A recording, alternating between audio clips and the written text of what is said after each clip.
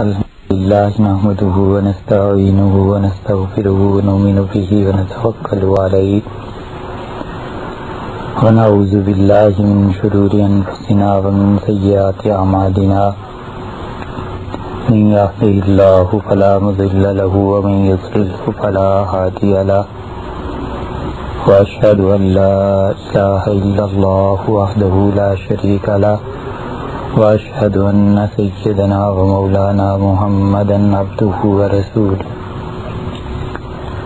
صلى الله تعالى عليه وعلى آله وصحبه وأهل بيته وبارك وسلم عليهم تسليما كثيرا كثيرا أما بعد. حدیث شریف کی مختلف کتابوں میں یہ آیا ہے کہ جناب رسول اللہ صلی اللہ علیہ وسلم بالعموم جب لوگوں سے کوئی بات شروع کرتے تھے یا کسی اہم مسئلے میں کوئی تقریر فرمانا ہوتی تھی تو عموماً اس سے پہلے آپ خطبہ ارشاد فرماتے تھے اور خطبے کے یہ الفاظ جو آپ نے ابھی سنے ہیں بہت سی روایات میں آیا ہے کہ نبی کریم صلی اللہ علیہ وسلم ان الفاظ سے خطبہ ارشاد فرماتے تھے اور اپنی بات چیت کا آغاز ان الفاظ سے کرتے تھے.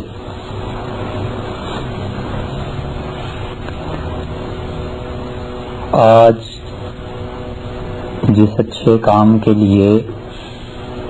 اور جس اعلیٰ مقصد کے لیے یہ باتیں آپ کے سامنے کہی جا رہی ہیں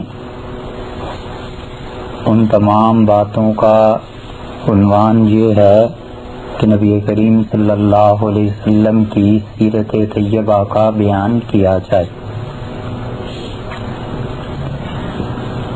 اصولی طور پر تو یہ ہونا چاہیے تھا کہ چونکہ سیرت کا پروگرام چل رہا ہے اس لیے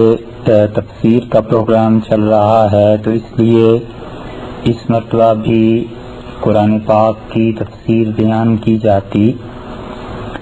مگر بعض حالات ایسے پیش آ گئے اور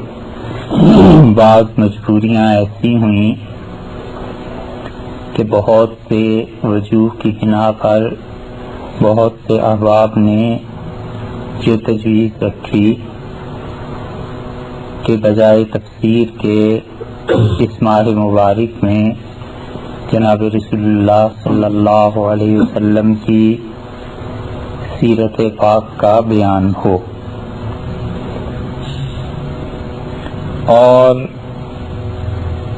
اس ماہ مبارک میں حضرت صلی اللہ علیہ وسلم کی سیرت طیبہ کا اس کو محفوظ کرنے کا ریکارڈنگ کا اس لیے بھی اہتمام کیا جائے کہ ایک روایت کے مطابق وہی جو نازل ہونا شروع ہوئی تو اس کا آغاز بھی رمضان المبارک میں ہوا تھا، اور پھر اسی طرح رمضان المبارک میں اللہ کے بہت سے ایسے بندے جن کے باقی اوقات اور ایام بعض معصیتوں میں گزرتے ہیں وہ بھی شیطان کی بندش کی وجہ سے محفوظ ہو جاتے ہیں ایک درجے میں گناہوں سے. تو ممکن ہے کوئی اللہ کا بندہ نبی کریم صلی اللہ علیہ وسلم کی سیرت اور ان چیزوں کو سنے اور اس کے ذریعے سے اللہ تک پہنچنے کی راہ پائے.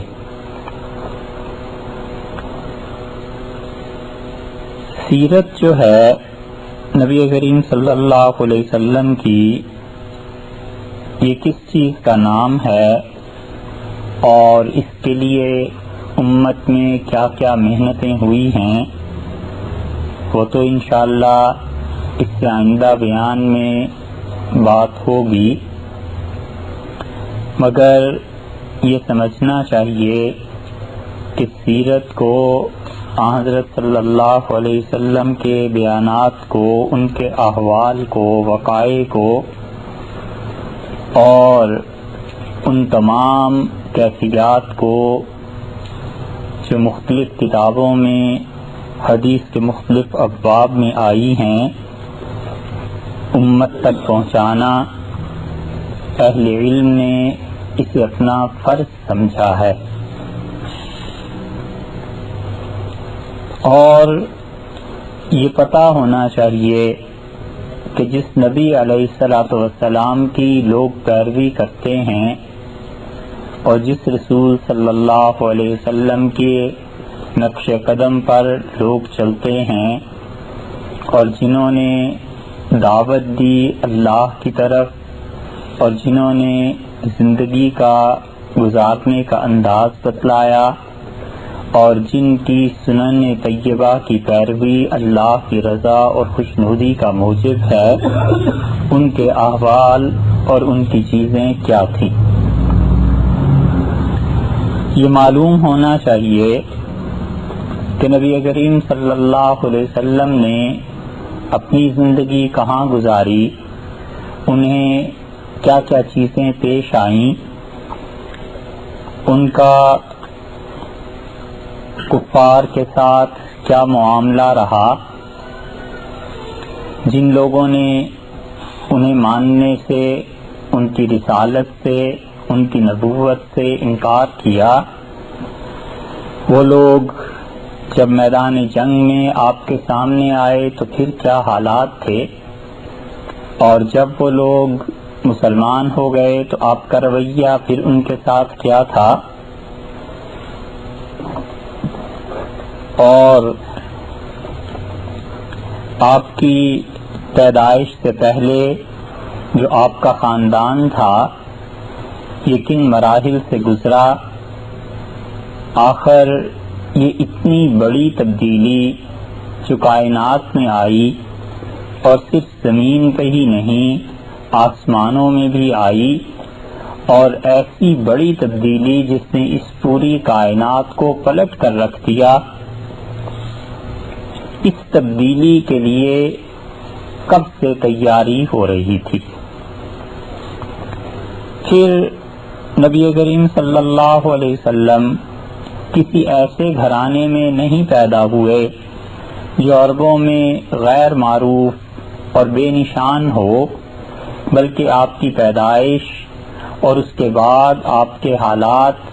پھر آپ کی نبوت اور نبوت کے بعد آپ کے مکہ مکرمہ کی زندگی، اس سارے عرصے میں کیا کیا چیزیں پیش آتی رہیں، پھر اسی طرح کون سی اسباب اور وجوہ تھیں جن کی وجہ سے رسول اللہ صلی اللہ علیہ وسلم نے اپنا آبائی شہر، وہ شہر جس میں آپ کی محبت کے نشانات باقی تھے، جس کے ساتھ آپ کو بڑا گہرا تعلق تھا اور جو آپ کے جد امجد حضرت ابراہیم اور حضرت اسماعیل اور حضرت اسحاق علیہ السلام ان کی بنا اور ان کی طواف کی جگہ اور ان کا مرکز اور ان اللہ کے نیک بندوں کی زندگیوں کی محنت جس شہر میں ہوئی تھی، اس شہر کو کس وجہ سے چھوڑنے کی ضرورت پیش آ گئی، راہ حق میں کس قدر وہ ستائے گئے، اور اللہ کی راہ میں کیا چیزیں تھیں جو انہوں نے برداشت کی، حتیٰ کہ وہ مدینہ منورہ پہنچے اور پھر مدینہ منورہ کی کایا اللہ نے پلٹ دی، وہاں کے رہنے والے انسانوں نے آپ سے فائدہ اٹھایا، وہاں کی زمین اس نے فائدہ اٹھایا، حتیٰ کہ وہاں کے جانوروں تک آپ کا فیض پہنچا، اور پھر آپ نے وہیں بیٹھ کر پوری دنیا میں اپنے پیغام کو پہنچانے کے لیے منصوبہ تیار فرمایا۔ یہ مناسب لفظوں میں یہ کہیے کہ وہ منصوبہ جو اللہ کا تھا اس کی امپلیمنٹیشن، اس کو نافذ کرنا، اس کے ذریعے سے، اس منصوبے کے ذریعے سے لوگوں کو خدا کے دین کی طرف بلانا اور پوری دنیا میں چپے چپے اور کونے کونے میں اس پیغام کو پہنچانا، آخر یہ سب کی سب چیزیں کیا تھیں؟ اس کے لیے یہ ضروری ہے کہ سیرت کا مطالعہ کیا جائے، اس کے لیے یہ ضروری ہے کہ نبی کریم صلی اللہ علیہ وسلم کی سیرت سے واقفیت حاصل کی جائے، کیونکہ یہ بات طے شدہ ہے کہ قیامت تک اور جب تک یہ دنیا باقی ہے ہر انسان کو اپنی زندگی میں محنت کرنی پڑے گی، چاہے وہ حق کے لیے محنت کرے اور چاہے وہ باطل کے لیے محنت کرے، خواہ وہ اللہ کی راہ کے لیے لوگوں کو بلائے اور خواہ وہ شیطان کی راہ کو ہموار کرے، اور یہ دونوں راہوں میں ٹسل اور یہ دونوں راہوں کا تضاد اور یہ دونوں راہوں کی باہمی کشمکش اور باہمی چپکلش اس دن سے شروع ہوئی ہے جس دن سے اللہ نے اس زمین پہ حیات کا وجود مبعوث فرمایا، اور اس دن تک رہے گی جس دن تک کہ آخری آدمی جو لا الہ الا اللہ کا اقرار کرے گا۔ یہ ہمیشہ کی جد و جہد،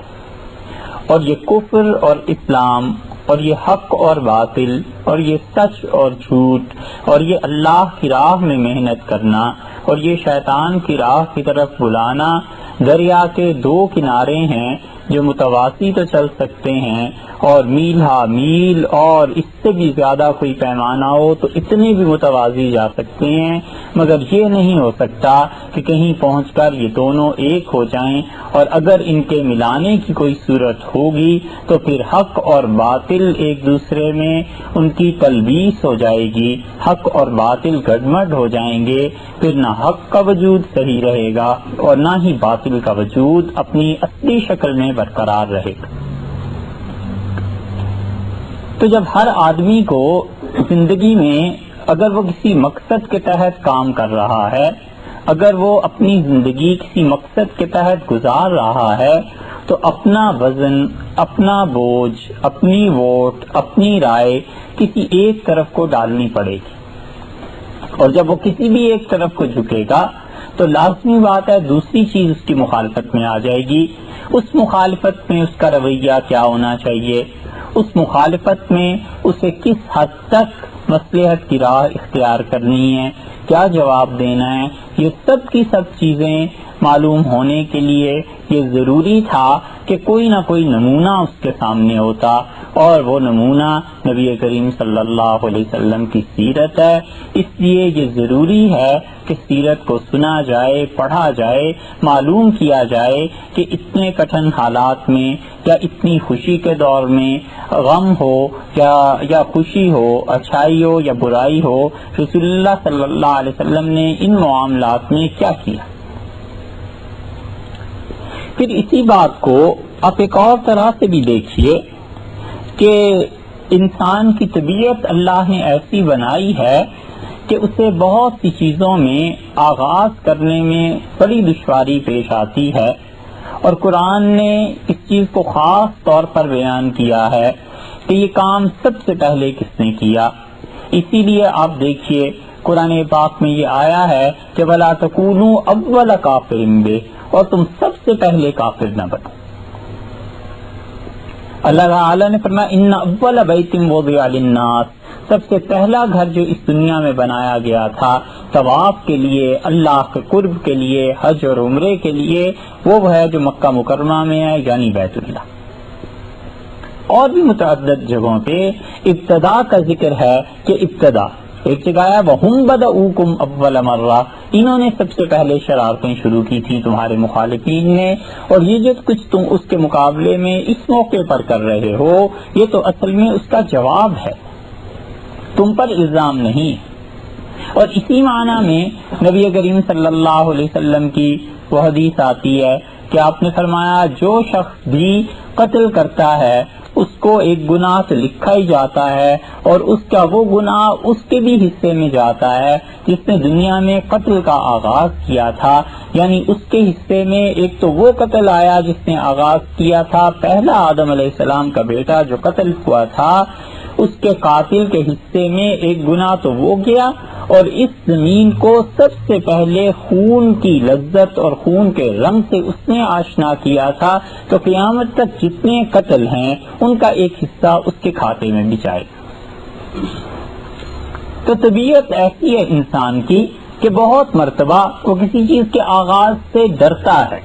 اور جب وہ کسی شر کا آغاز کرتا ہے تو اس کے نقش قدم پر قیامت تک چلنے والے لوگ جتنے بھی آئیں گے وہ اس کے کھاتے میں بھی جائے گی بات۔ اور کوئی انسان کسی اچھی چیز کا آغاز کرتا ہے تو قیامت تک آنے والے لوگ جو نیکی اس کی اتباع میں کریں گے، وہ انسان جتنی نیکیوں کے مستحق ہوں گے اللہ کے ہاں، اس کا اتنا ہی ثواب اس کو بھی پہنچے گا جس نے اس کائنات میں ابتدا کی۔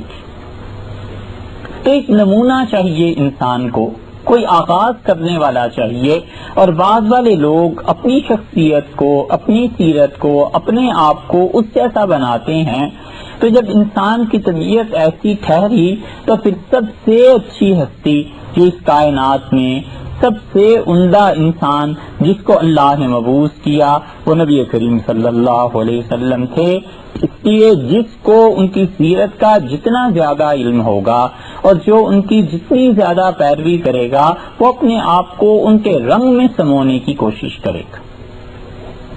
اور جتنا جتنا رسول اللہ صلی اللہ علیہ وسلم کا رنگ کسی پر غالب آتا چلا جائے گا، اتنا ہی اتنا وہ اللہ کا محبوب بنتا چلا جائے گا، اللہ تعالیٰ کے ساتھ اسے اتنا ہی تعلق ہوتا چلا جائے گا، حتیٰ کہ اللہ نے فرمایا ہے کہ ان سے کہیے کہ تم میری چال چلو یحببکم اللہ، اللہ تم سے محبت کرنے لگ جائے گا۔ ایک تو انسان کا اپنے رب سے محبت کرنا ہے، وہ بھی ایک چیز ہے، یہاں اس سے بھی بڑے درجے کی بات کی جا رہی ہے کہ ان سے کہیے کہ اتبعونی، تم میری چال چلو، جو میں کرتا ہوں تم وہی کرنے لگ جاؤ، تو پھر کیا ہوگا؟ یحببکم اللہ، اللہ تعالیٰ کی محبتیں تمہارے حصے میں آ جائیں گی، اللہ تم سے محبت کرنے لگ جائے گا، تو اللہ تعالیٰ خود اپنے کسی بندے سے محبت کرنے لگ جائیں، یہ بہت کمال اور عروج انسانیت کی بات۔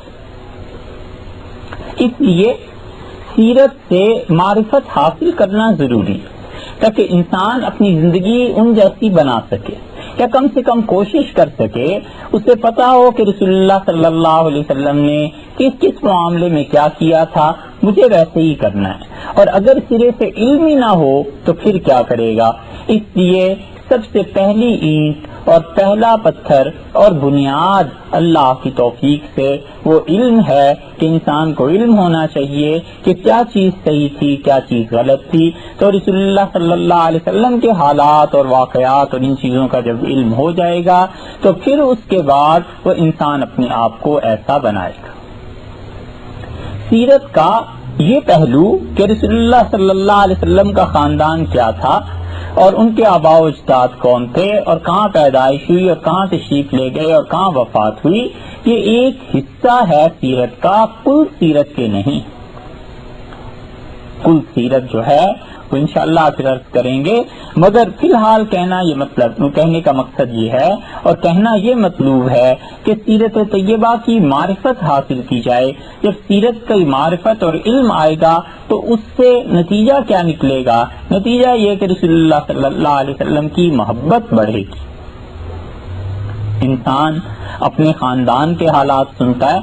اپنے آباء و اجداد کے حالات سنتا ہے، پتہ چلتا ہے کہ میرے دادا کتنے بڑے آدمی تھے، کتنا علم اللہ نے انہیں دیا تھا، کیسے شجاع تھے، کیسے بہادر تھے، کیسے سخی تھے، تو آہستہ آہستہ انسان کے دل میں وہ محبت جگہ پکڑ لیتی ہے۔ اس لیے جب آدمی سیرت کو مسلسل سنے گا اور اسے علم ہوتا رہے گا تو وہ علم جو ہے، وہ معرفت جو ہے رسول اللہ صلی اللہ علیہ وسلم کی، وہ محبت کو جنم دے گی۔ اور نبی کریم صلی اللہ علیہ وسلم کی محبت کا کیا نتیجہ نکلتا ہے؟ ترمذی وغیرہ کی روایت میں آتا ہے کہ ایک اعرابی، ایک ایسا آدمی جسے ڈھنگ سے بات کرنی نہیں آتی تھی، دیہات کا رہنے والا،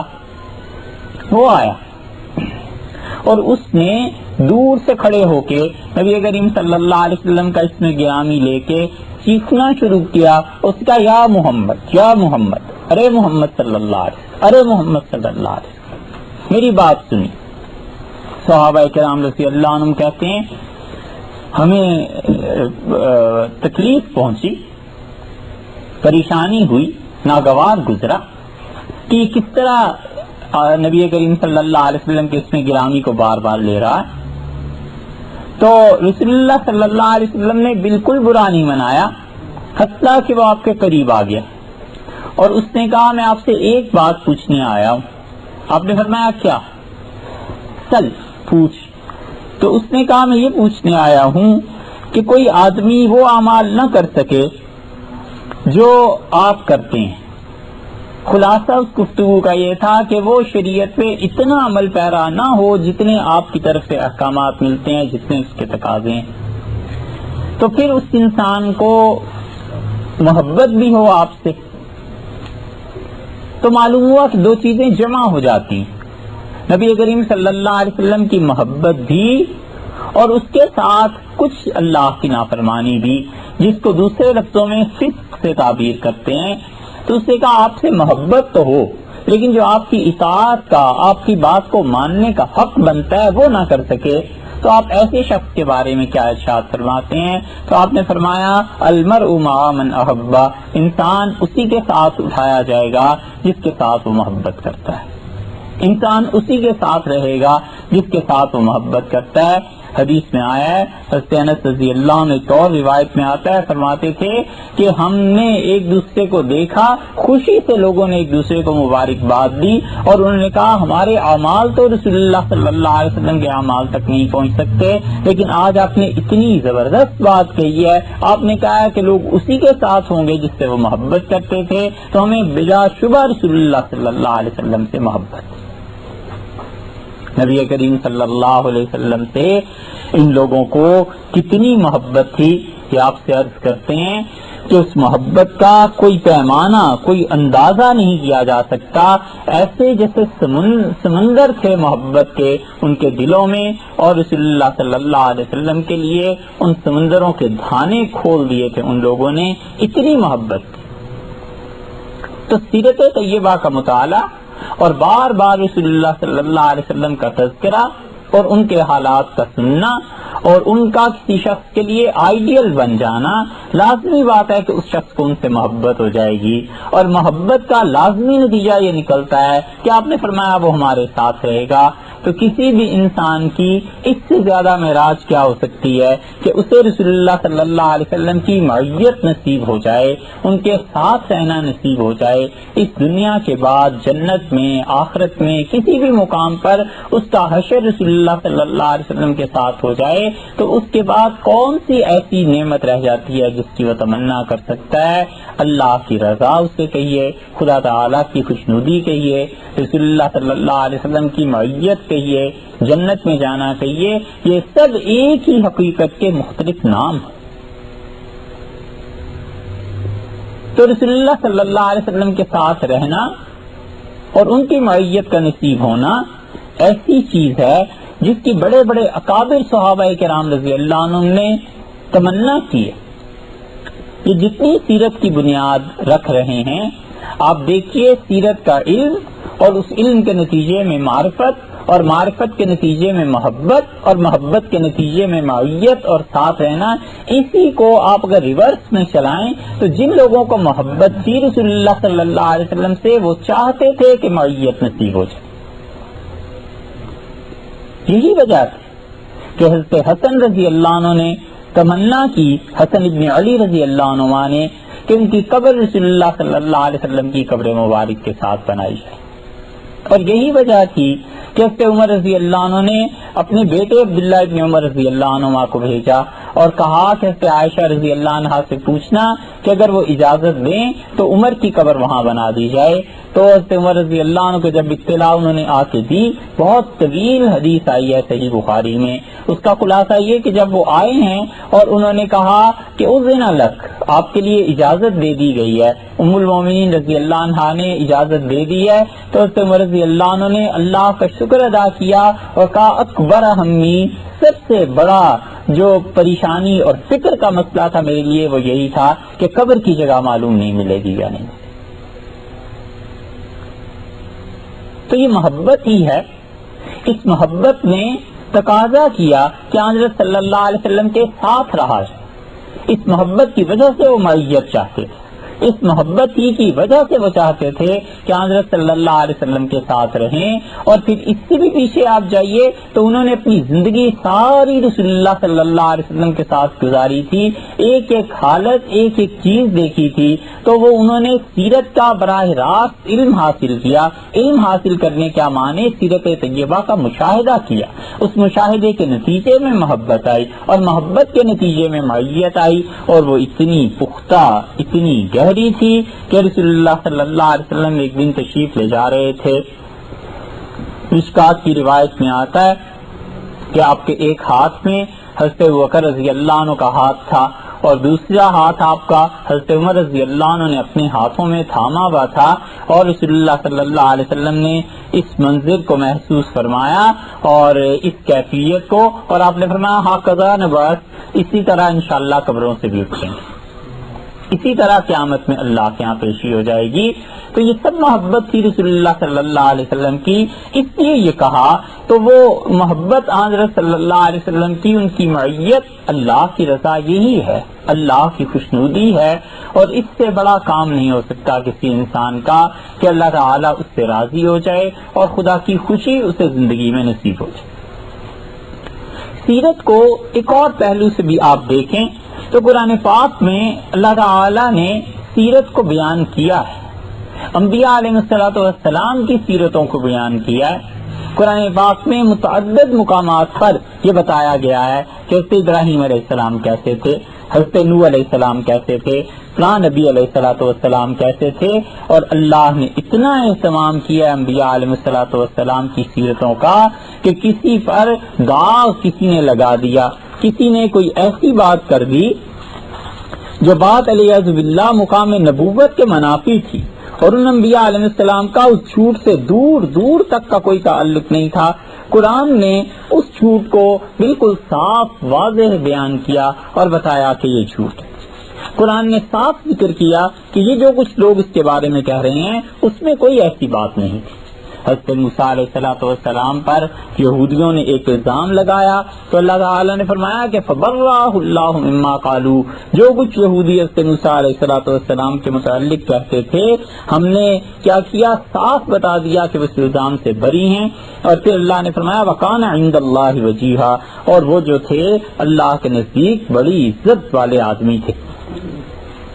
بہت عزت تھی حضرت موسیٰ علیہ السلام. اس لیے کہ الزام لگایا تھا لوگوں نے تو اللہ تعالیٰ نے صاف بتایا کہ وہ جھوٹ. حضرت عیسیٰ علیہ السلام پر لوگوں نے جو الزامات لگائے اللہ نے صاف بتا دیا وہ اس سے پاک تھے. حضرت مریم پر جو الزام لگائے گئے اللہ نے صاف بتا دیا کہ ہم نے ان سے کہا تھا کہ ان اللہ اصطفاکی، مریم اللہ نے آپ کو چن لیا ہے. تو قرآن پاک کے موضوعات میں سے مستقل ایک موضوع ہے کہ وہ اپنے نیک بندوں کو، اچھے بندوں کے متعلق برابر ان کی سیرت بیان کرتا ہے. حتیٰ کہ یوسف علیہ السلام کو یہ شرف حاصل ہے کہ پوری سورہ مبارکہ ان کے تذکرے میں نازل کی تھی. حضرت موسیٰ علیہ السلام کو یہ شرف اور کرم حاصل ہے کہ قرآن نے اتنی بار ان کا ذکر کیا، اتنی بار ذکر کیا کہ امام غزالی رحمۃ اللہ علیہ نے احیاء العلوم میں ایک بزرگ کا قول نقل کیا ہے. وہ کہتے تھے کہ کبھی کبھی سوچتا ہوں کہ قرآن پاک تو حضرت موسیٰ علیہ السلام کے واقعات کو بیان کرنے ہی کے لیے نازل کیا گیا تھا. جو کچھ لوگ ان کے بارے میں کہتے رہے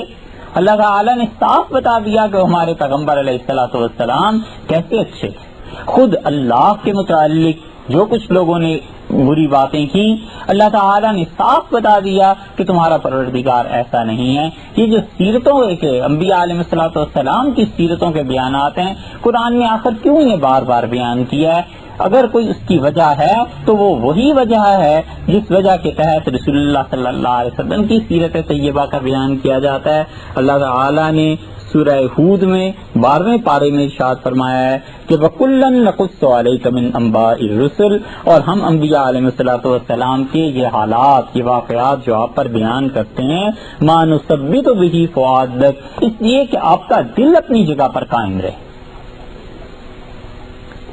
دل کیسے قائم رہے؟ ایک اور جگہ فرمایا کہ قُلْ مَا كُنْتُ بِدْعًا مِنَ الرُّسُلِ، آپ ان سے کہیے کہ میں کوئی نیا رسول اس دنیا میں نہیں آیا، مجھ سے پہلے بھی انبیاء علیہ الصلوۃ والسلام آتے رہے ہیں، جس طرح آج تم میری مخالفت کر رہے ہو مجھ سے پہلوں کی بھی کی جاتی رہی ہے۔ اللہ تعالیٰ خود بتا رہے ہیں کہ نبی صلی اللہ علیہ وسلم آپ بالکل نہیں گھبرائیے، ہم آپ کو جو بار بار بتاتے ہیں کہ صالح علیہ السلام کی قوم نے کیا کیا، ہود علیہ السلام کی قوم نے کیا کیا،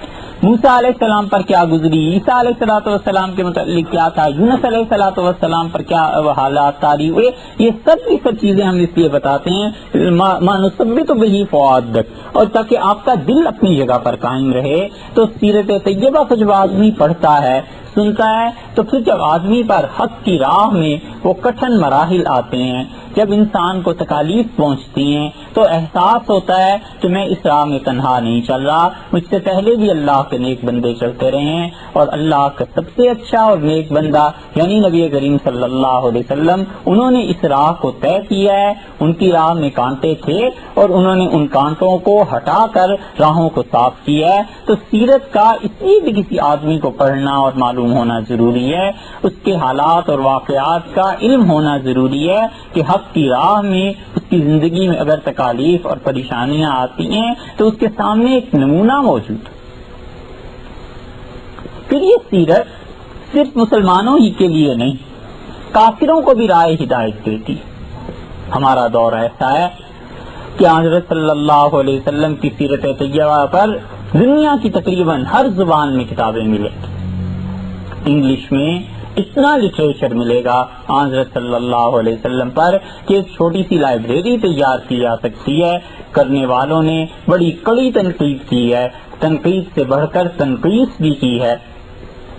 معائب علیہ باللہ نکالے ہیں۔ یہ سب کی سب چیزیں کیوں ہیں؟ اس لیے کہ ان لوگوں نے سیرت کو اپنی نظر اور اپنی عینک سے دیکھنے کی کوشش کی تھی۔ وہ یہ برا ہی ہے، اس سے برا ہی کہنا چاہیے، لیکن غیر مسلموں کو بھی جستجو ہے کہ اتنا بڑا انقلاب دنیا میں آ کیسے گیا تھا، یہ ہستی کون سی تھی۔ اور انگلش تو ایک طرف کو رہی، اس میں تو ابھی اتنا کام ہی نہیں ہوا جتنا فرانسیسی میں کام ہوا ہے۔ وہ کتابیں اگر دیکھی جائیں تو انگریزی سے بھی 2 چند کتابیں وہاں ملیں گی۔ فرانس والوں نے اتنا کام رسول اللہ صلی اللہ علیہ وسلم کی سیرت طیبہ پر کیا ہے۔ فرانسیسی مستشرقین جو تھے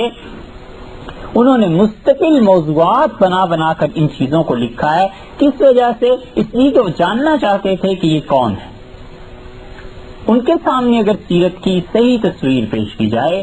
ان کے سامنے سیرت کی صحیح معلومات رکھی جائیں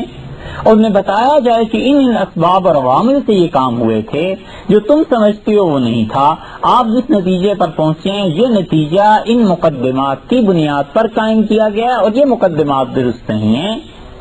حدیث کی دیگر کتابوں میں کیا روایات آئی ہیں، ان کتابوں میں کیا روایات آئی ہیں، جو کچھ آپ سوچ رہے ہیں وہ کیا ہے، اس کی حقیقت کیا ہے،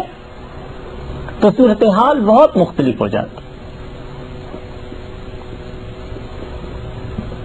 ہم اس کی مثال کے لیے ایک واقعہ عرض کریں۔ سیرت نگاروں نے لکھا ہے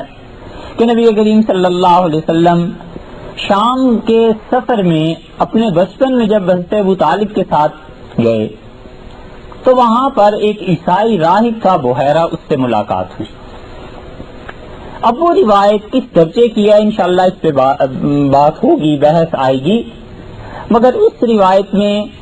مسلمانوں ہی کی کتابوں میں سے کہیں یہ مل گیا کہ اس سفر میں رسول اللہ صلی اللہ علیہ وسلم کو بحیرہ نے پہچان لیا تھا، اور بحیرہ یا بحیرہ نے حضرت صلی اللہ علیہ وسلم کو الگ کر کے مشاہدہ کیا، اور پھر اس نے کہا یہ تو وہ رسول ہے جو آخری زمانے میں آنا ہے، اور اس نے ابو طالب سے کہا کہ اس بچے کو واپس لے جاؤ اور اگر یہودیوں کو پتہ چلا تو وہ قتل کر دیں گے. اور رسول اللہ صلی اللہ علیہ وسلم واپس تشریف لے آئے اور آپ کے ہمراہ سے بکر رضی اللہ عنہ بھی تھے اور اس سے بلال رضی اللہ عنہ بھی تھے. اس ایک روایت کو بنیاد بنا کر مستشرقین نے پوری عمارت اس پہ تعمیر کی ہے کہ اصل میں تو وہاں سے تعلیم پا کے آئے تھے عیسائیت کی، اور اصل میں تو انہیں وہاں سے پتا چلا تھا کہ نبوت کیا چیز ہوتی ہے، وحی کیا چیز ہوتی ہے، اور اسی کا نتیجہ یہ نکلا کہ آپ کی جب عمر 40 برس کی ہوئی تو آپ نے نبوت کا دعویٰ کر دیا. یہ تو ہم خلاصہ بیان کر رہے ہیں، انہوں نے صفحات کے صفحات ان مقدمات کو ثابت کرنے کے لیے لکھے ہیں. اور کوئی جا کر چپکے سے کان میں کہہ دے کہ صاحب جس بنیاد پر آپ عمارت تعمیر کر رہے ہیں کہ رسول اللہ صلی اللہ علیہ وسلم کی نبوت عیسائیت کا چربا تھی، علیہ باللہ وہ ریت کی بنیاد ہے. حضرت بکر اور حضرت بلال رضی اللہ عنہ تو اس واقعے میں شریک ہو ہی نہیں سکتے، بلکہ حضرت بلال رضی اللہ عنہ تو معلوم نہیں پیدا بھی ہوئے تھے اس وقت یا نہیں. جب رسول اللہ صلی اللہ علیہ وسلم کی عمر 12 برس کی تھی تو حضرت بلال رضی اللہ عنہ کی تو پیدائش پہ بھی اختلاف ہے کہ وہ پیدا بھی ہوئے تھے یا نہیں. تو کیا عالم ارواح سے وہ کوئی روح کے آ گئی؟ تو پھر سارے قصے کی کیا حیثیت رہ جاتی ہے؟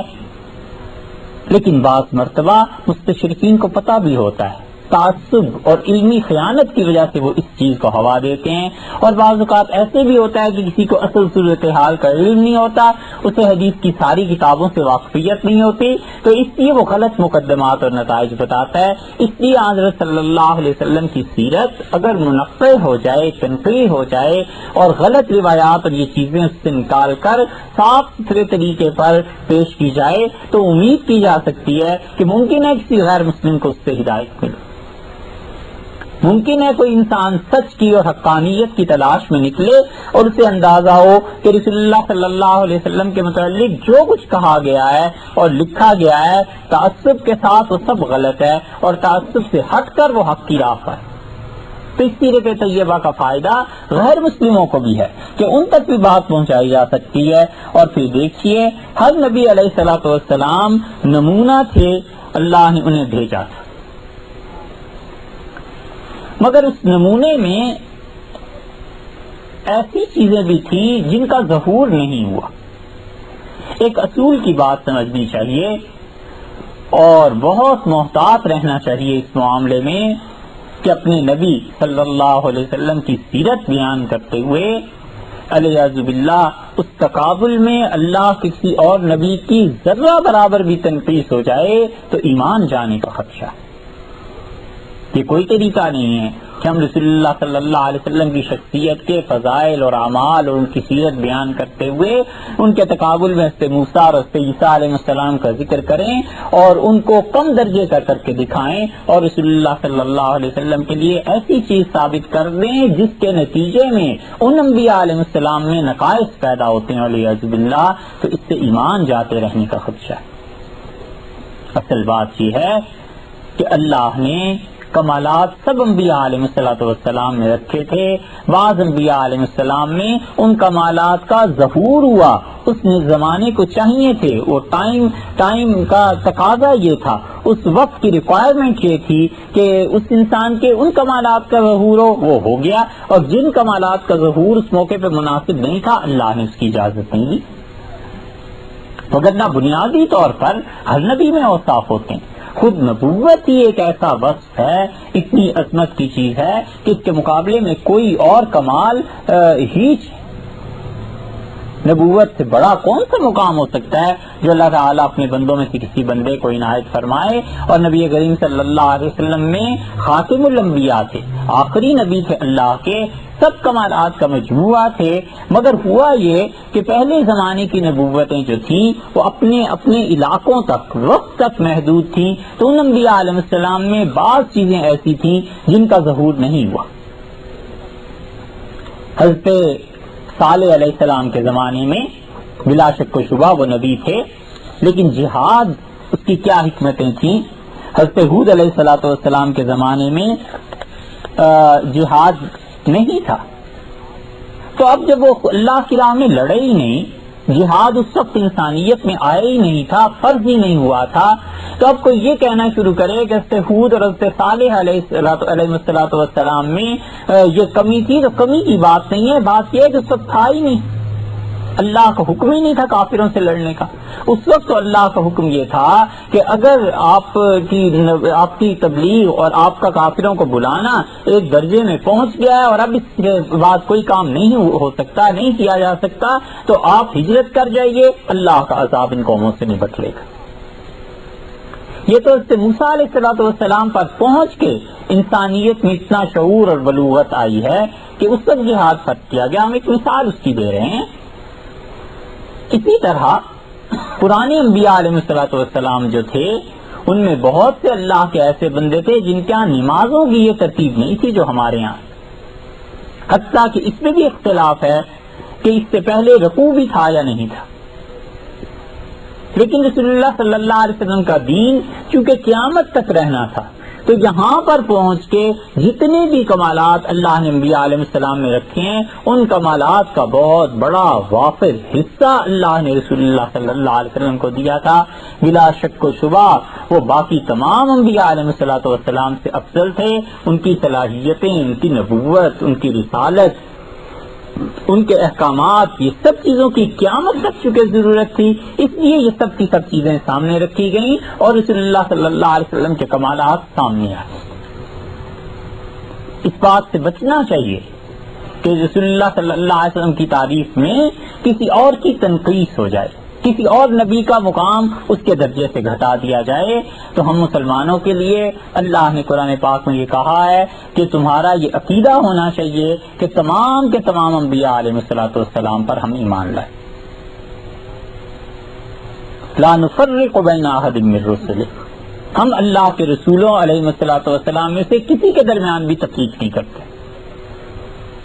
ہم سب پر ایمان لاتے ہیں۔ ہاں ان کے مراتب اللہ کے ہاں بعض کے بہت بلند ہیں، بعض کے اس سے کم درجے میں،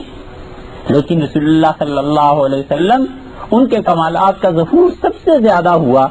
سیرت طیبہ کا ظہور سب سے زیادہ ہوا، کیونکہ اس نے قیامت تک رہنا تھا۔ اب عقلاً اس مسئلے پر غور کریں تو آج اگر ہم تحقیق کرنے لگ جائیں اور قرآن پاک کی تصریحات ہمارے سامنے نہ ہوں تو کیا کوئی شخص حضرت موسیٰ علیہ السلام کی زندگی پر ایک پوری کتاب مرتب کر سکتا ہے؟ کچھ پتہ نہیں چلتا۔ اسی طرح حضرت عیسیٰ علیہ السلام جو رسول اللہ صلی اللہ علیہ وسلم سے بالکل قریب کے ہیں، ان کی حیات طیبہ پر کیا کتاب لکھی جا سکتی ہے؟ بڑے بڑے لوگ جن کے لیے کرسچینٹی مذہب تھی، انہوں نے اپنے ہاں صاف اقرار اس بات کا کیا کہ ہمارے پاس کوئی ایسا مواد نہیں ہے کہ حضرت عیسیٰ علیہ السلام کی حیات طیبہ کے 2 مربوط صفحے لکھے جا سکے۔ لکھنے والوں نے یہاں تک لکھا کہ صحیح روایات حضرت عیسیٰ علیہ السلام کے بارے میں 1.5 صفحے سے زیادہ کا مواد نہیں ملتا، پتہ ہی نہیں چلتا۔ حضرت نوح علیہ السلام کے بارے میں خود ہم لوگ کتنا جانتے ہیں، ان کی زندگی کیسی تھی، ان کے حالات اور عادات اور اطوار کیسے تھے۔ اللہ کی حکمت بالغہ تھی کہ اللہ تعالیٰ نے تمام انبیاء علیہ السلام میں سے صرف رسول اللہ صلی اللہ علیہ وسلم کو یہ شرف عنایت فرمایا کہ چونکہ ان کی نبوت اور ان کا چرچا اور ان کا دین قیامت تک باقی رہنے والی چیز تھی، اس لیے اس کی تفصیلات تو بعد کی بات ہے، جزیات تک کو محفوظ رکھا گیا۔ سیرت کی کتابوں میں ایک ایک بات مل جائے گی کہ رسول اللہ صلی اللہ علیہ وسلم کا کھانا پینا کیسا تھا، آپ کا سونا کیسا تھا، اٹھنا کیسا تھا، کپڑوں کا رنگ کیا تھا، لباس کیسا پہنتے تھے، کس موقع پہ کیا جملہ ارشاد فرمایا تھا، حتیٰ کہ یہ بھی مل جائے گا کہ رسول اللہ صلی اللہ علیہ وسلم نے کس چیز کو دیکھ کے خوشی کا اظہار فرمایا اور کس چیز کو دیکھ کے آپ نے کسی ناراضگی کا اظہار فرمایا، یہ سب کی سب چیزیں تفصیل سے مل جائیں گی۔ اس سے معلوم ہوتا ہے کہ اللہ تعالیٰ کو خود یہ منظور تھا کہ حضرت صلی اللہ علیہ وسلم کی سیرت قیامت تک محفوظ رہے تاکہ لوگ اس سے فائدہ اٹھائیں اور لوگ اس سیرت طیبہ کو دیکھ کر اپنی زندگی کی راہ مرتب کریں۔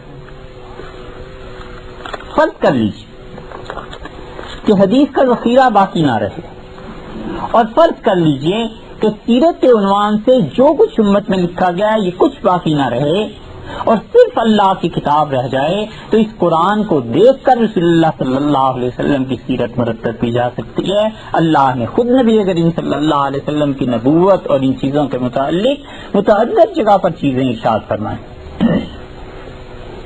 انہیں پڑھنے سے اندازہ ہوتا ہے کہ خود اللہ تعالی کے ہاں یہ بات مطلوب ہے بڑی بات. اور اگر اس میں کوئی مبالغہ ہو تو اللہ تعالی معاف فرمائے، مگر قرآن پاک کو کثرت سے پڑھیے تو خود قرآن پاک سے یہ معلوم ہوتا ہے، یہ اندازہ ہوتا ہے کہ اللہ تعالیٰ کو خود یہ مطلوب تھا، مقصود تھا کہ رسول اللہ صلی اللہ علیہ وسلم کی سیرت کو اللہ کے الفاظ میں بیان کیا جائے تاکہ امت آئندہ آنے والی اس قرآن کو پڑھ کے اس کی روشنی میں بھی رسول اللہ صلی اللہ علیہ وسلم کو سمجھ سکے. نبی کریم صلی اللہ علیہ وسلم کی تفصیلی زندگی ہمارے پاس جو محفوظ ہے وہ 40 برس سے لے کے 63 برس تک کی 23 سالہ حیات طیبہ ہے نا. وہ حیات طیبہ جہاں سے نبوت کا آغاز ہوا وفات تک ہے. آپ اس کو دیکھیے، اس کے متعلق کتنی چیزیں ہیں جو اللہ تعالی نے بیان کی. اللہ تعالی نے بڑے واضح الفاظ میں یہ بات ارشاد فرمائی ہے کہ ان کی رسالت اور ان کی نبوت کوئی مقامی نہیں تھی، وہ کچھ عرصے کے لیے نہیں تھی، وہ ایسی نہیں تھی کہ وقت کے ساتھ محدود ہو، بلکہ اب جب تک دنیا رہے گی نبی کریم صلی اللہ علیہ وسلم کی نبوت رہے گی. جناب رسول اللہ صلی اللہ علیہ وسلم کی نبوت زمان اور مقام دونوں پر حاوی تھی. اور سچ پوچھئے تو زمانہ انہی کا تھا، زمانہ وہی تھا جس میں وہ مبعوث ہوئے. اور جہاں تک مکان کا تعلق ہے، اسپیس کا تعلق ہے، اس دنیا کے چپے چپے میں اللہ نے ان کا پیغام پہنچانا ہے. اللہ تعالی نے ان کی نبوت کا ہمیشہ اور ہر جگہ ہونے کے متعلق صراحت فرمایا ہے. سورہ آل عمران دیکھیے، قرآن پاک میں کس قدر صراحت سے ذکر کیا گیا ہے کہ لقد من اللہ علی المؤمنین، بلا شک و شبہ احسان فرمایا اللہ تعالی نے ایمان والوں پر، اذ بعث فیہم رسولا من انفسہم، جب اللہ نے ایک رسول صلی اللہ علیہ وسلم کو جو انہی لوگوں میں سے تھے، عربوں میں سے ہی تھے، اسی خطے کے رہنے والے تھے، مبعوث فرمایا. اور ان کا کام کیا ہے؟ یتلو علیہم آیاتہ، اور تلاوت کرتے ہیں اللہ کی آیات کی، پڑھ کر سناتے ہیں ان لوگوں کو، ویزکیہم، اور لوگوں کا تزکیہ کرتے ہیں، ویعلمہم الکتاب والحکمہ، اور وہ تعلیم دیتے ہیں کتاب کی اور حکمت کی. اس آیت میں کچھ تصریح نہیں ہے کہ رسول اللہ صلی اللہ علیہ وسلم کی یہ نبوت محض عربوں تک محدود ہے، یا یہ کہ محض خطہ حجاز مقدس تک محدود ہے، بلکہ اللہ نے کہا ہے کہ سارے ایمان والوں پر احسان فرمایا ہے قیامت تک. اور دنیا کے جس خطے میں بھی جو شخص بھی ایمان قبول کرے گا، یہ اللہ تعالیٰ کا احسان اس کی گردن پہ رہے گا. اور اللہ کا یہ احسان ہوا ہے رسول اللہ صلی اللہ علیہ وسلم کے توسط. اور پھر فرمایا کہ وَإِن كَانُوا مِن قَبْلُ لَفِي ضَلَالٍ مُبِينٍ، اور اس سے پہلے یہ لوگ بالکل کھلی ہوئی گمراہی میں تھے. انسانیت پوری کی پوری گمراہی میں تھی، اور انسانیت پوری کی پوری اس کی کشتی ہچکولے کھا رہی تھی. اور قریب تھا کہ کوئی دن ایسا آ جاتا جس دن یہ کشتی ڈوب جاتی اور ہمیشہ کے لیے پوری انسانیت جہنم کی نظر ہو جاتی. اللہ نے احسان کیا اور اپنے نبی صلی اللہ علیہ وسلم کو مبعوث فرمایا. یہی بات اللہ تعالی نے اس سے بھی زیادہ واضح الفاظ میں سورہ اعراف میں ارشاد فرمائی. سورہ اعراف میں ذکر آیا ہے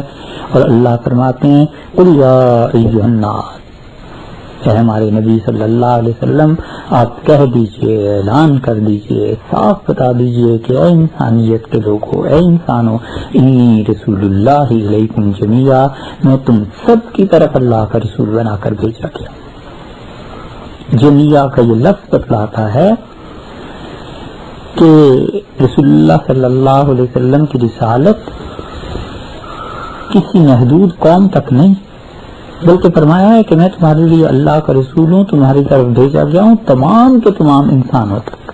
جہاں جہاں دنیا میں جس جس خطے میں انسان پائے جاتے ہیں، رسول اللہ صلی اللہ علیہ وسلم کی نبوت، اس کی اطاعت ان لوگوں کے لیے ضروری ہے۔ اور آگے دیکھیے اللہ تعالیٰ نے اپنے لیے کیا الفاظ ارشاد فرمائے، فرماتے ہیں للذی لہ ملک السماوات والارض، اور یہ اس اللہ نے کیا ہے جس کے لیے آسمانوں کی اور زمین کی بادشاہی ہے۔ تو جہاں جہاں خدا کی بادشاہی ہے وہاں وہاں رسول اللہ صلی اللہ علیہ وسلم کی نبوت، لا الہ الا ہو، لوگوں اللہ کے علاوہ کوئی الہ نہیں، یہی وہ پیدا فرماتے ہیں، وہ یمیت اور موت دیتے ہیں۔ تو کیا ہوا جب زندگی، موت، وقت اور جگہ سب چیزیں اس کے قبضے میں ہیں، تو فآمنوا باللہ، لوگوں اللہ پر ایمان لاؤ، ورسولہ النبی الامی، اور اس نبی صلی اللہ علیہ وسلم پر ایمان لاؤ جو پڑھے لکھے نہیں تھے، الذی یؤمن باللہ وکلماتہ، وہ اللہ کے نبی امی علیہ الصلوۃ والسلام ایسے ہیں جنہوں نے اللہ پر ایمان لائے اور اللہ کے کلموں پر ایمان لائے، واتبعوہ، اور لوگوں ان کی پیروی کرنا، لعلکم تہتدون، شاید کہ تم لوگ ہدایت پا جاؤ۔ یہ ہے قرآن پاک کا مزاج کہ وہ بتاتا ہے، سورہ اعراف میں جو ارشاد ربانی ہے اس سے معلوم ہوتا ہے کہ رسول اللہ صلی اللہ علیہ وسلم کی سیرت طیبہ کا اللہ تعالیٰ نے یہ پہلو خود لوگوں کو بتایا ہے کہ دیکھو جہاں جہاں ہماری حکومت ہے اس دنیا میں، اس کائنات میں، وہاں وہاں ہمارے نبی صلی اللہ علیہ وسلم کی رسالت ہے، اور ان کو ماننا، ان کی نبوت پر ایمان لانا یہ ضروری ہے۔ اگر تم اللہ کی راہ چاہتے ہو، اللہ تک پہنچنا چاہتے ہو تو انہیں ماننا پڑے گا۔ اسی سیرت کا ایک چیز اور دیکھیے، اللہ تعالی نے فرمایا ہے کہ یا ایھا النبی، اے نبی صلی اللہ علیہ وسلم، انا ارسلناک، ہم نے بلا شک و شبہ آپ کو بھیجا ہے، شاہداً، گواہ بنا کر۔ آپ گواہ ہیں، آپ اس امت کی گواہی دیں گے، آپ پچھلے سابقہ انبیاء علیہ الصلوۃ والسلام کی گواہی دیں گے، آپ گواہی دیں گے کہ ہمارا پیغام کس کس نے اپنی امت تک پہنچا دیا تھا، اور آپ اپنی امت کی گواہی دیں گے کہ آپ نے ان تک پیغام پہنچا دیا تھا۔ یہ جو حدیث میں لفظ آئے ہیں رسول اللہ صلی اللہ علیہ وسلم کے کہ آپ نے آخری خطبے میں ارشاد فرمایا کہ الا هل بلغت، لوگوں بتاؤ کیا میں نے اللہ کا پیغام پہنچا دیا، لوگوں بتاؤ کیا میں نے خدا کا پیغام پہنچا دیا، اور نے کہا اللہم نعم، اللہ کی قسم آپ سچ کہتے ہیں، اللہ کی قسم ہم گواہیں۔ تو رسول اللہ صلی اللہ علیہ وسلم نے آسمان کی طرف اشارہ کر کے کہا کہ اللہم اشہد، اللہ تو گواہ رہے، یہ 1,00,000 سے زیادہ آج اس میدان میں، آج اس حج میں اس کی گواہی دیتے ہیں کہ آپ نے جو مجھے بھیجا تھا، میرا کام تھا، میں نے اپنا کام پورا کیا ہے۔ وہ مبشراً، اور اللہ فرماتے ہیں کہ ہم نے تو آپ کو بشارت دینے والا بنا کر بھیجا ہے۔ اس سے بڑی بشارت کیا ہو سکتی ہے کہ انہوں نے کہا من قال لا الہ الا اللہ، جو شخص لا الہ الا اللہ کا اقرار کرتا ہے اور جو شخص اس سے مر جاتا ہے، دخل الجنہ، اللہ کی جنت میں جائے گا۔ ونذیرا، اور ہم نے آپ کو ڈر سنا کر ڈر کی بات سنانے کے لیے بھیجا ہے، لوگوں کو یعنی بتائیے کہ اگر وہ اللہ کی نافرمانی کریں گے تو خدا کی پکڑ، خدا کی گرفت، خدا کا عذاب بڑی شدید چیز۔ وداعیا الی اللہ، اور ہم نے آپ کو اللہ کی طرف دعوت دینے والا بنا کر بھیجا ہے، بِإِذْنِهِ، اور آپ خود بخود تو نہیں آ گئے، آپ تو ہمارے حکم سے آئے ہیں، وَسِرَاجًا مُنِيرًا، اور چمکتے ہوئے چراغ ہیں، روشن چراغ ہے رسول اللہ صلی اللہ علیہ وسلم کی ہستی، اس سے ہدایت ملتی ہے، ان کے پیچھے چلنے سے پتہ چلتا ہے۔ یہ آیت بتاتی ہے کہ حضرت صلی اللہ علیہ وسلم کا کیا مقام تھا اللہ کے۔ اس لیے ہم کہتے ہیں کہ قرآن پاک کو جس نے بھی پڑھا ہے اور غور سے پڑھا ہے اور کثرت سے پڑھا ہے تو خود بخود اس نتیجے پر پہنچ جائے گا کہ اللہ تعالیٰ نے قرآن پاک میں خود رسول اللہ صلی اللہ علیہ وسلم کی سیرت کے مختلف پہلو اجاگر کیے، بتایا ہے کہ تمہارے نبی صلی اللہ علیہ وسلم جو ہمارے پیغمبر علیہ السلام ہیں ہم نے بھیجا ہے، ان کا کیا مقام اور کیا مرتبہ۔ اسی وجہ سے رسول اللہ صلی اللہ علیہ وسلم کو جب دعوت میں اللہ کی طرف بلانے میں یہ عالمی رسالت ہو گئی نا اور ساری کائنات پر حاوی ہو گئی، اس عالمی رسالت میں اس پوری کائنات کو دعوت دینے میں جب آپ نے آغاز فرمایا مکہ مکرمہ سے تو آپ کو مشکلات کا سامنا کرنا پڑا، آپ کو پریشانیاں دیکھنی پڑی، تکالیف اور دکھ اٹھانے پڑے، اور آپ کے سامنے اس وقت آپ کے مخاطب مکہ مکرمہ کے وہ لوگ تھے جنہوں نے اپنی زندگیاں شرک میں گزاری تھی، اور دوسری وہ قوم تھی جس کا واسطہ آپ سے پڑا ہے جب آپ مدینہ منورہ گئے ہیں، یعنی اہل کتاب۔ اور اللہ تعالی نے مکی زندگی کو بھی بیان کیا ہے، مدنی زندگی کے متعلق بھی بیان کیا ہے۔ مکی زندگی میں آپ نے جب خدا کی کتاب کی طرف دعوت دی، اللہ کی توحید کا برملا اعلان کیا، تو اللہ نے فرمایا وَقَالُوا لَن نُؤْمِنَ لَكَ، اور جواب میں وہ آپ سے کہتے ہیں کہ ہم ہرگز آپ کی بھی بات پر ایمان نہ لائیں گے، حَتَّى تَفْجُرَ لَنَا مِنَ الْأَرْضِ يَنبُوعًا، یہاں تک کہ آپ زمین سے چشمہ ہمارے لیے نکال دیں، پانی سے کا چشمہ زمین پھٹ جائے اور ہمیں سیرابی کا سامان ملے، پھر مان سکتے ہیں۔ اور تکون لک جنت، یا پھر یہ ہو جائے کہ ایک باغ لگ جائے، من نخیل، آپ کے لیے ایک باغ ہونا چاہیے جس میں کھجوریں ہوں، وعنب، اور جس میں انگور ہوں، فتفجر الانہار خلالہا تفجیرا، اور اس کے بیچوں بیچ ایک نہر بھی رواں ہو، پانی ہو، سبزہ ہو، اور یہ عیش و نام کی چیزیں ہوں، پھر ہم سمجھ سکتے ہیں کہ شاید اللہ نے آپ ہی کو بھیجا ہے، یا یقیناً اللہ نے بھیجا۔ اور تسقط السماء كما زعمت علينا كسفا، یہ جس طرح آپ سمجھتے ہیں نا کہ آپ کے انکار سے آسمان ٹوٹ پڑے گا، ہم سے ٹکڑے ٹکڑے ہو جائیں گے آسمان کے، وہ ٹوٹ پڑے، او تأتي بالله والملائكة قبيلا، یا آپ ایسے کر لیجئے کہ اگر آپ پیغمبر ہی ہیں اور آپ ہی کو ماننا ہے ہم نے، تو پھر اللہ کو لے آئیے اور فرشتے قطار در قطار اوپر سے اتریں، پھر ہم مان سکتے ہیں۔ او یکون لک بیت من زخرف، یا ایک گھر ایسا ہو جو سونے کا بنا ہوا اور آپ کا ہو، او ترقى في السماء، یا آپ ایسے کیجئے آسمان پر چڑھ جائیے،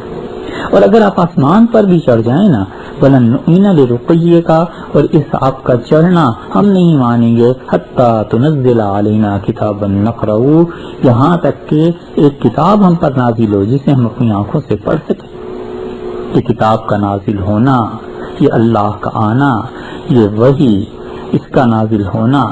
یہ مطالبات اور یہ خواہشات سب کی سب بتاتی ہیں کہ وہ لوگ وحی اور اللہ کی عظمت سے کتنے عاری تھے۔ جنہوں نے بھی رسول اللہ صلی اللہ علیہ وسلم سے مطالبہ کیا، ان میں ذرہ احساس نہیں تھا کہ اللہ کی ذات اقدس اس سے ماورا اور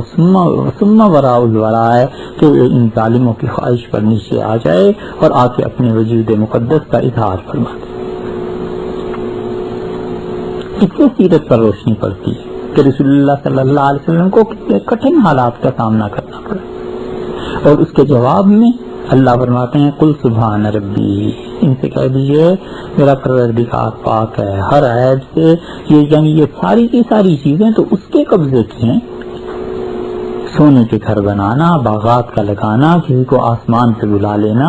اور پھر اوپر سے کتابوں کا نازل کرنا، یہ سب کے سب اللہ کے قبضے کی باتیں۔ جہاں تک میرا تعلق ہے، هل كنت الا بشر رسولا، میں تو کچھ نہیں ہوں سوائے اس کے کہ ایک بشر تھا جسے اللہ نے رسالت دے دی۔ اپنے متعلق نبی کریم صلی اللہ علیہ وسلم نے کسی غلط فہمی میں کسی کو نہیں رہنے دیا کہ وہ خام خواہ ان کے رتبے کو، ان کی ذات اقدس کے متعلق کوئی ایسی بات کرے جو ان کے مقام سے اور اوپر کی ہو، یعنی انہیں خدا سے جا ملا۔ یہ آیات ہیں جن کو پڑھ کر احساس ہوتا ہے کہ اللہ تعالی نے خود رسول اللہ صلی اللہ علیہ وسلم کی سیرت بیان کیا اور بتایا ہے کہ اللہ کے ہاں جو ان کا مقام تھا، اور یہ بتایا ہے کہ انہیں خدا کی طرف بلانے میں، خدا کی دعوت دینے میں کتنی مشکلات کا سامنا کرنا پڑا۔ عربوں میں، مشرکین مکہ میں یہ بات مشہور ہو گئی کہ انہیں کسی نے تعلیم دی ہے، اور اس معاملے میں جتنی غلط فہمی جان بوجھ کے مشرکین مکہ کو تھی، اتنی ہی غلط فہمی یورپ کے بہت سے مستشرقین کو ہوئی ہے، جنہوں نے ساری بنا اس پر رکھی ہے کہ رسول اللہ صلی اللہ علیہ وسلم نے تو جی یہ ساری باتیں ورقہ ابن نوفل رضی اللہ عنہ سے سیکھ لی تھی یا بحیرہ سے سیکھ لی تھی۔ اللہ تعالی نے اس کی تردید کی ہے۔ یہ دیکھیے اللہ نے کیسے بیان فرمایا ہے سورہ عنکبوت میں 21واں پارہ، جہاں سے شروع ہو رہا ہے، چند آیات کے بعد ہی اللہ نے فرمایا ہے وَمَا كُنْتَ تَتْلُو مِنْ قَبْلِهِ مِنْ كِتَابٍ۔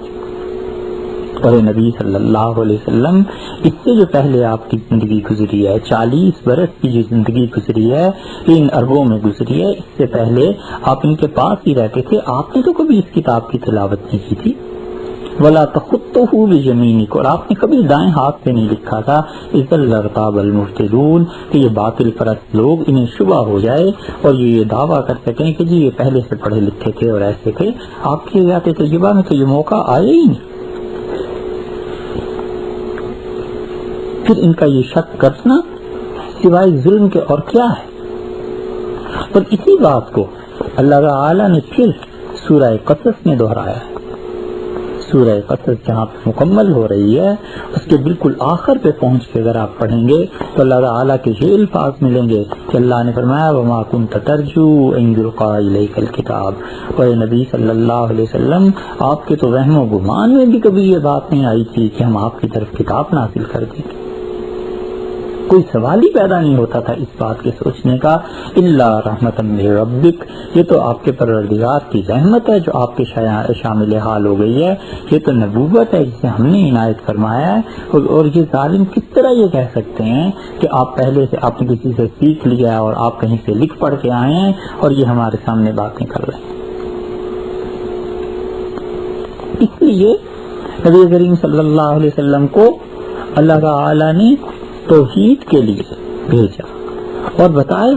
کہ اللہ کی توحید اس کو آپ لوگوں کے سامنے رکھیے، اس کتاب کے پیغام کو سامنے رکھیے، اور پھر اس کتاب کے پیغام دینے میں نبی کریم صلی اللہ علیہ وسلم کو یہ جتنے الزامات کا سامنا کرنا پڑا ہے، یہ خود قرآن بیان کر رہا ہے، جو دلیل ہے اس بات کی کہ سیرت اگر دنیا سے مٹ چکی ہوتی اور ختم ہو گئی ہوتی تو اللہ کی یہ کتاب کافی تھی کہ وہ رسول اللہ صلی اللہ علیہ وسلم کی عظمت پر گواہ ہے، وہ نبی کریم صلی اللہ علیہ وسلم کی رفعت، ان کی شان اور ان کے اعلیٰ اور عرفہ درجے اور مرتبے پر دلیل۔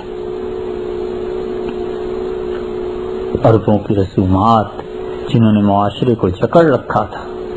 اور جو کسی طور ٹوٹنے والی نہیں تھی، حق تھا اللہ تعالی کا کہ اپنے نبی صلی اللہ علیہ وسلم کے ہاتھ پر ان باطل رسومات کو توڑوا دیتا اور انسانیت کی ہدایت کا سامان فراہم کرتا۔ ایک رسم رسول اللہ صلی اللہ علیہ وسلم نے اسے توڑ دیا اور طوفان اٹھ کھڑا ہوا۔ اس کی تفصیل تو کتابوں میں ملے گی اور جب اس کا موقع آیا تو انشاءاللہ بیان بھی ہو جائے گا، اور وہ یہ تھا مختصر لفظوں میں کہ نبی کریم صلی اللہ علیہ وسلم کے متبنہ بیٹے تھے، منہ بولے بیٹے تھے حضرت زید رضی اللہ عنہ، اور انہوں نے جب اپنی اہلیہ کو طلاق دے دی تو رسول اللہ صلی اللہ علیہ وسلم نے ان سے نکاح فرما لیا۔ حقیقی بیٹے تو نہیں تھے کہ یہ خاتون آپ کی بہو ہوتی، تو منہ بولے بیٹے تھے، اور اللہ تعالیٰ کو منظور یہ تھا کہ جو منہ بولے رشتے ہیں ان کا رد کیا جائے، انہیں ختم کر دیا جائے، اور اللہ نے اس کام کے لیے جو انتخاب فرمایا وہ رسول اللہ صلی اللہ علیہ وسلم کا تھا۔ اور آپ نے جب اس کام کو انجام دیا ہے اور اس رسم کو توڑا ہے تو ایک طوفان اٹھ کھڑا ہوا. سیرت بتاتی ہے، سیرت نہ ہوتی تو یہ قرآن بتاتا ہے کہ اس میں کیا حکمت تھی اور کن حالات کا سامنا کرنا پڑا. اللہ تعالیٰ نے سورہ احزاب میں فرمایا 22ویں پارے میں ما کان علی النبی من حرج فیما فرض اللہ لہ. نبی کریم صلی اللہ علیہ وسلم نے جو کام کیا ہے اللہ نے ان کے لیے ضروری قرار دیا تھا، اس کام کے کرنے میں ذرہ برابر قطعاً کوئی حرج نہیں. سنت اللہ فی الذین خلو من قبل، اللہ کی عادت ہے جو اس سے پہلے بھی رہی ہے کہ اسے یعنی جب معاشرے میں اصلاح کرنا ہے، رسومات کا رد کرنا ہے تو وہ بڑے لوگوں کو چنتا ہے تاکہ لوگ انہیں دیکھیں اور ہمت کریں. وکان امر اللہ قدرا مقدورا، اور اللہ تعالیٰ کی بات ایسی ہے جو یقیناً پوری ہو کے رہنے والی تھی. اور وہ اللہ کے اچھے بندے الذین یبلغون رسالات اللہ، وہ اللہ تعالیٰ کے پیغامات لوگوں تک پہنچاتے ہیں. ویخشونہ، اور اللہ سے ڈرتے ہیں، اور ان رسومات اور ان مشرکانہ عقائد ان چیزوں میں ولا یخشون احدا الا اللہ، اللہ کے علاوہ کسی کا خوف ان کے دل میں بھی نہیں آتا. وکفی باللہ حسیبا، اور لوگوں کیا حساب کرنے کو اللہ کافی نہیں ہے؟ تم اس ہستی کے متعلق نازیبا باتیں کرتے ہو اور طوفان اٹھاتے ہو اور جھوٹ بولتے ہو اور الزام لگاتے ہو. تمہیں معلوم ہے یہ کس درجے کے ہیں؟ ما کان محمد ابا احد من رجالکم، محمد صلی اللہ علیہ وسلم تم میں سے کسی مرد کے باپ نہیں ہے. جب وہ کسی مرد کے باپ نہیں ہیں اور تو ان کا کوئی بیٹا بھی نہیں ہے، جب بیٹا کوئی نہیں ہے تو یہ عورت جس سے نکاح ہوا ہے یہ بہو بھی نہیں ہے. لیکن کیا کسی مرد کا باپ نہ ہونا یہ کوئی عیب ہے؟ اگر تم سمجھتے ہو تو سمجھو، ہم تمہیں بتائیں ولیکن رسول اللہ، وہ اللہ کے رسول ہیں. وخاتم النبیین، اور نبوت ختم کر دیا اللہ نے ان پہ. وکان اللہ بکل شیء علیما، اور ہر چیز سے اللہ خوب واقف ہے، اسے پتا ہے کہ اس کا رسول کس غضب کا رسول ہے. اور یہ ختم نبوت یہ کتنا بڑا عہدہ ہے جو اللہ نے اس ہستی کے لیے رکھا، اور اس دن سے رکھا ہے جس دن سے اس زمین پر زندگی کا آغاز ہوا ہوگا. حضرت آدم علیہ السلام کی تشریف آوری، بلکہ آدم علیہ السلام کی تخلیق سے بھی پہلے وہ اللہ کے ہاں آخری رسول تھا. سیرت کی یہ چیزیں جن سے پتہ چلتا ہے کہ رسول اللہ صلی اللہ علیہ وسلم کو کتنے کٹھن حالات میں اپنا کام کرنا پڑا. اللہ تعالیٰ نے بار بار تسلی دلائی اور بتایا ہے کہ لوگ آپ کے ساتھ ایسے پیش آتے ہیں اور آپ ہماری بات پہ دھیان کیجیے. اور یہ جو کچھ ہو رہا ہے، یہ جو آپ کو مخالفتیں برداشت کرنی پڑ رہی ہیں، یہ کوئی نئی بات نہیں. سورہ نحل کو آپ دیکھیے، اسی وجہ سے ہم یہ بار بار کہتے ہیں کہ قرآن پاک کو پڑھیے، اس کو ترجمے سے تفسیر سے پڑھیے اور علم حاصل کیجیے. علم کے بغیر کوئی زندگی نہیں. پوری امت کا زوال، پوری کی پوری امت کا پیچھے رہ جانا اسی بنیاد پر ہے کہ انہوں نے پڑھنا چھوڑ دیا، علم حاصل کرنا چھوڑ دیا. اللہ کی کتاب جو آپ کے گھر گھر میں موجود ہے، کبھی اس کو کھول کے پڑھنے کی توفیق نہیں ہوئی. کہیں ایسے تو نہیں کہ اللہ ہی نے یہ توفیق سلب کر لی ہو. رسول اللہ صلی اللہ علیہ وسلم کو جن کٹھن حالات کو دیکھنا پڑا ہے، اللہ تعالیٰ نے دیکھیے کیا ارشاد فرمایا ہے. اللہ فرماتے ہیں یہ آپ کی مخالفت کر رہے ہیں. سورہ نحل 14ویں پارے میں اللہ فرماتے ہیں تاللہ لقد ارسلنا الی امم من قبلک، اور اللہ کو اللہ ہی کی قسم ہے، تاللہ، اور ہمیں اپنی قسم ہے، ہم آپ کو بتائیں لقد ارسلنا الی امم من قبلک، آپ سے پہلی جو امتیں گزری ہیں ان میں بھی ہم نے آپ کی طرح رسول بھیجے تھے. فزین لهم الشیطان اعمالهم، اور ان رسولوں کے جو منکر تھے کافر، ان کو شیطان نے ان کے اعمال اور کی مخالفت اتنی اچھی کر کے دکھائی تھی جتنی آج ہو رہی ہے آپ کی مخالفت، اور یہ خوش ہوتے ہیں مخالفت کر کے. تو جس شیطان نے انہیں وہ مخالفت اچھی کر کے دکھائی تھی فہو ولیہم اليوم، آج مکہ میں وہی شیطان ان کا بھی دوست ہے جو آپ کے مخالف. ہم قسم کھاتے ہیں وَلَهُمْ عَذَابٌ عَلِيمٌ، اور آپ یاد رکھیے ان کے لیے بڑا شدید عذاب ہے۔ اللہ کا کسی بات پر خود سے قسم کھانا، اور لفظ کی جلالت پر آپ غور کیجئے کہ فرمایا تاللہ، اللہ کو اللہ ہی کی قسم، خدا کو خدا ہی کی قسم ہے کہ آپ سے پہلے بھی اس دنیا میں یہی ہوتا رہا ہے کہ جو لوگ آج آپ کی مخالفت کر رہے ہیں اور اللہ کی توحید میں آڑے آ رہے ہیں، یہ کوئی نئی چیز نہیں ہے۔ سورہ حجر کو دیکھیں،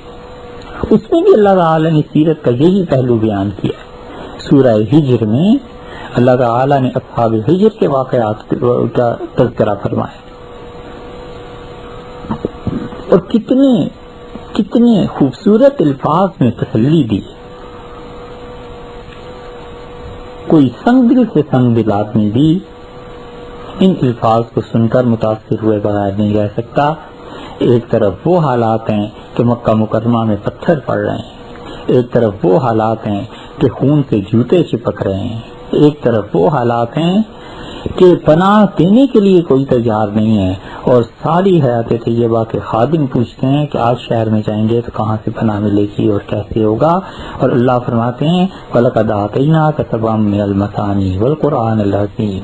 اور نبی صلی اللہ علیہ وسلم آپ دیکھیے ہم نے آپ کو 7 آیات دی ہیں جو بار بار پڑھی جاتی ہیں، سورہ فاتحہ، والقرآن العظیم، اور قرآن عظیم دیا ہے۔ لا تمدن عینیک الی ما متعنا بہ ازواجا منہم، اور یہ جتنی زیبائش و آرائش کی چیزیں زندگی کی بود و باش کے لیے ہم نے ان کافروں کو دی ہیں، نگاہ اٹھا کر نہ دیکھیے، ولا تحزن علیہم، اور ان کا فکر نہ کیجیے، غم نہ کھائیے ان کا، بس آپ کا کام تو یہ ہے کہ واخفض جناحک للمؤمنین، جو لوگ ایمان لے آئے ہیں آپ ان کے لیے نرمی سے، شفقت سے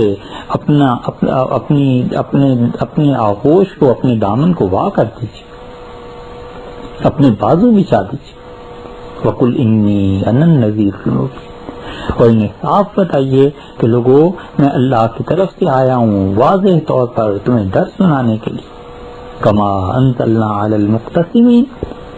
جیسے کہ ہم نے نازل کیا تھا ان پر جو ٹکڑے ٹکڑے کر رہے ہیں، قسمیں کھا رہے ہیں، علی المقتسمین، تقسیم کر رہے ہیں، الذین جعلوا القرآن عظیم، ہاں آپ تو ان کے لیے آئے ہیں جنہوں نے قرآن کو بوٹی بوٹی کر دیا تھا، ٹکڑے ٹکڑے کر دیا تھا۔ ہوا یوں کہ جب قرآن پاک نازل ہونا شروع ہوا تو کفار مکہ مذاق اڑاتے تھے آپس میں، وہ کہتے تھے دیکھو اس سورتوں کے نام کیا رکھتے ہیں، عنکبوت، مکڑی، تین، انجیر اور نحل، شہد کی مکھی، تو ہنستے تھے، کہتے تھے مکڑی تو لے جا، اچھا شہد کی مکھی مجھے دے دینا، چلو اس طرح کرتے ہیں۔ اللہ نے فرمایا ہے کہ یہ ظالم مقتسمی قرآن کو اس طرح بانٹتے اور ٹکڑے ٹکڑے کرتے ہیں، الذین جعلوا القرآن عظیم، جنہوں نے قرآن کو بوٹی بوٹی کر دیا ہے، فوربک، سو قسم ہے تیرے پروردگار کی، لنسألنہم اجمعین، ہم یقیناً ان میں سے ایک ایک کو بلا کر پوچھیں گے، اما کانوا یعملون، یہ اس قرآن کے ساتھ کیا ظلم کرتے رہے، کیا عمل کرتے رہے۔ فاصدع بما تؤمر، ڈنکے کی چوٹ سے کہیے، صاف کہیے جس توحید کا حکم ہم نے آپ کو دیا ہے، وَأَعْرِضْ عَنِ الْمُشْرِكِينَ، اور ان مشرکوں سے چہرہ مبارک کو پھیر لیجیے، اِنَّا كَفَيْنَاكَ الْمُسْتَهْزِئِينَ، یہ جو لوگ آپ کا مذاق اڑاتے ہیں نا، ہم آپ کے لیے بہت کافی ہیں۔ ان آیات کی سمجھ اس وقت آ سکتی ہے جب محبت اور کسی کی محبت میں کسی کو تانے دیے جا رہے ہیں، اور کسی مر مٹنے والے کو یہ کہا جا رہا ہو کہ تم کس چیز پہ اپنے آپ کو بھلا رہے ہو۔ اللہ نے فرمایا انا کفیناک المستہزئین، یہ جو مذاق اڑاتے ہیں نا آپ کا، جب آپ ہماری باتیں کرتے ہیں، ہماری توحید کا پیغام انہیں دیتے ہیں، تو دیکھیے ہم آپ کے لیے کافی ہیں۔ الذین یجعلون مع اللہ الہا آخر، ان کا ظلم دیکھیے، انہوں نے اللہ کے ساتھ بھی ایک اور خدا بنا لیا ہے۔ فسوف یعلمون، انہیں قریب پتہ چل جائے گا۔ بشریت تو تھی رسول اللہ صلی اللہ علیہ وسلم کی، کتنے خوبصورت الفاظ میں کس قدر شفقت کے ساتھ کہا ہے، وَلَقَدْ نَعْلَمُ أَنَّكَ يَضِيقُ صَدْرُكَ، ہم خوب جانتے ہیں بما یقولون، یہ جب بری باتیں کہتے ہیں، یہ جب آپ کا مذاق اڑاتے ہیں نا، تو ان کی شرم گوئیوں سے، ان کے مذاق اڑانے سے آپ کا سینہ مبارک تنگ ہوتا ہے. آپ بالکل تنگی محسوس نہ کیا کیجیے. فسبح بحمد ربک، آپ تسبیح بیان کیجیے، حمد بیان کیجیے اپنے پروردگار کی. وکن من الساجدین، ان سے جب تنگ آ جائیں آپ ان کی باتوں سے تو دیکھیے آپ سجدے ہمیں کیجیے. وعبد ربک حتی یاتیک الیقین، اور اللہ کی عبادت کرتے رہیے جہاں تک کہ یقین یعنی وفات کی کیفیت پیش آ جائے. یہ تسلیاں اور یہ دشمن کے مقابلے میں محبتوں کا اظہار اور یہ ان کی طعن و تشنیع کا کہنا کہ انا کفیناک المستہزئین، ہم کافی ہیں ان کے مقابلے میں آپ کے لیے، یہ محبت نہیں ہے تو اور کیا ہے؟ یہ سیرت کا بیان ہے. یہ رسول اللہ صلی اللہ علیہ وسلم کو تسلی ہی صرف نہیں دی جا رہی بلکہ امت کے لیے بھی اس میں سبق ہے کہ جس نبی صلی اللہ علیہ وسلم کے تم پیروکار ہو اس نے کتنے کٹھن حالات میں ہمارا پیغام پہنچایا. یہ تو مکہ کا حال ہے. ہجرت کے بعد مدینہ منورہ پہنچے ہیں، وہاں کے لیے سیرت چاہیے. اللہ تعالیٰ نے صاف لفظوں میں کہا ہے کہ لم یکن الذین کفروا من اہل الکتاب والمشرکین، اہل کتاب یعنی یہودی اور عیسائی جن کے انبیاء علیہ السلام کو ان کے وقت میں کتابیں دی گئی تھیں، منفقین ہرگز ایمان لانے والے نہیں تھے. حتی تأتیہم البینہ، یہاں تک کہ آئی ایک چیز واضح طور پر ان کے پاس دلیل آئی. اور دلیل کیا تھی؟ رسول من اللہ، اللہ کے رسول صلی اللہ علیہ وسلم آئے ہیں. یتلو صحفا مطہرہ، وہ پاک وحی کو پڑھتے ہیں. فیہا کتب قیمہ، اور اس وحی میں ہم نے بڑی مستحکم بڑی محکم آیات نازل کی. یہ اہل کتاب کو دعوت ہے. اللہ نے فرمایا یہ اہل کتاب ہرگز ایمان لانے والے نہیں تھے جب تک کہ ہماری واضح نشانی نہ دیکھتے، اور واضح نشانی وہ رسول اللہ صلی اللہ علیہ وسلم تھے. اسی وجہ سے ایک اور مقام پر اللہ تعالیٰ نے ارشاد فرمایا، سورہ اعراف دیکھیے، یہ ہے سیرت حضرت صلی اللہ علیہ وسلم کی. اللہ نے فرمایا الذین یتبعون الرسول النبی الامی، وہ لوگ جو پیروی کرتے ہیں ہمارے اس رسول صلی اللہ علیہ وسلم کی جو نبی بھی ہیں اور امی ہیں. الذی یجدونہ مکتوبا عندہم فی التوراۃ والانجیل، وہ اس نبی صلی اللہ علیہ وسلم کے متعلق اپنی کتابوں یعنی تورات اور انجیل میں لکھی ہوئی اس کی نشانیاں پاتے ہیں. یہ تورات اور انجیل کی نشانیاں جو اپنی کتابوں میں لکھی پاتے تھے، ظاہر ہے کہ وہ یہودی اور عیسائی تھے. اب تک اتنی تحریفات کے باوجود اب تک تورات اور انجیل میں رسول اللہ صلی اللہ علیہ وسلم کا ذکر ملتا ہے. یہ تو انشاءاللہ سیرت کے بیانات جب آگے ہوں گے تو باقاعدہ حوالے اور عبارتیں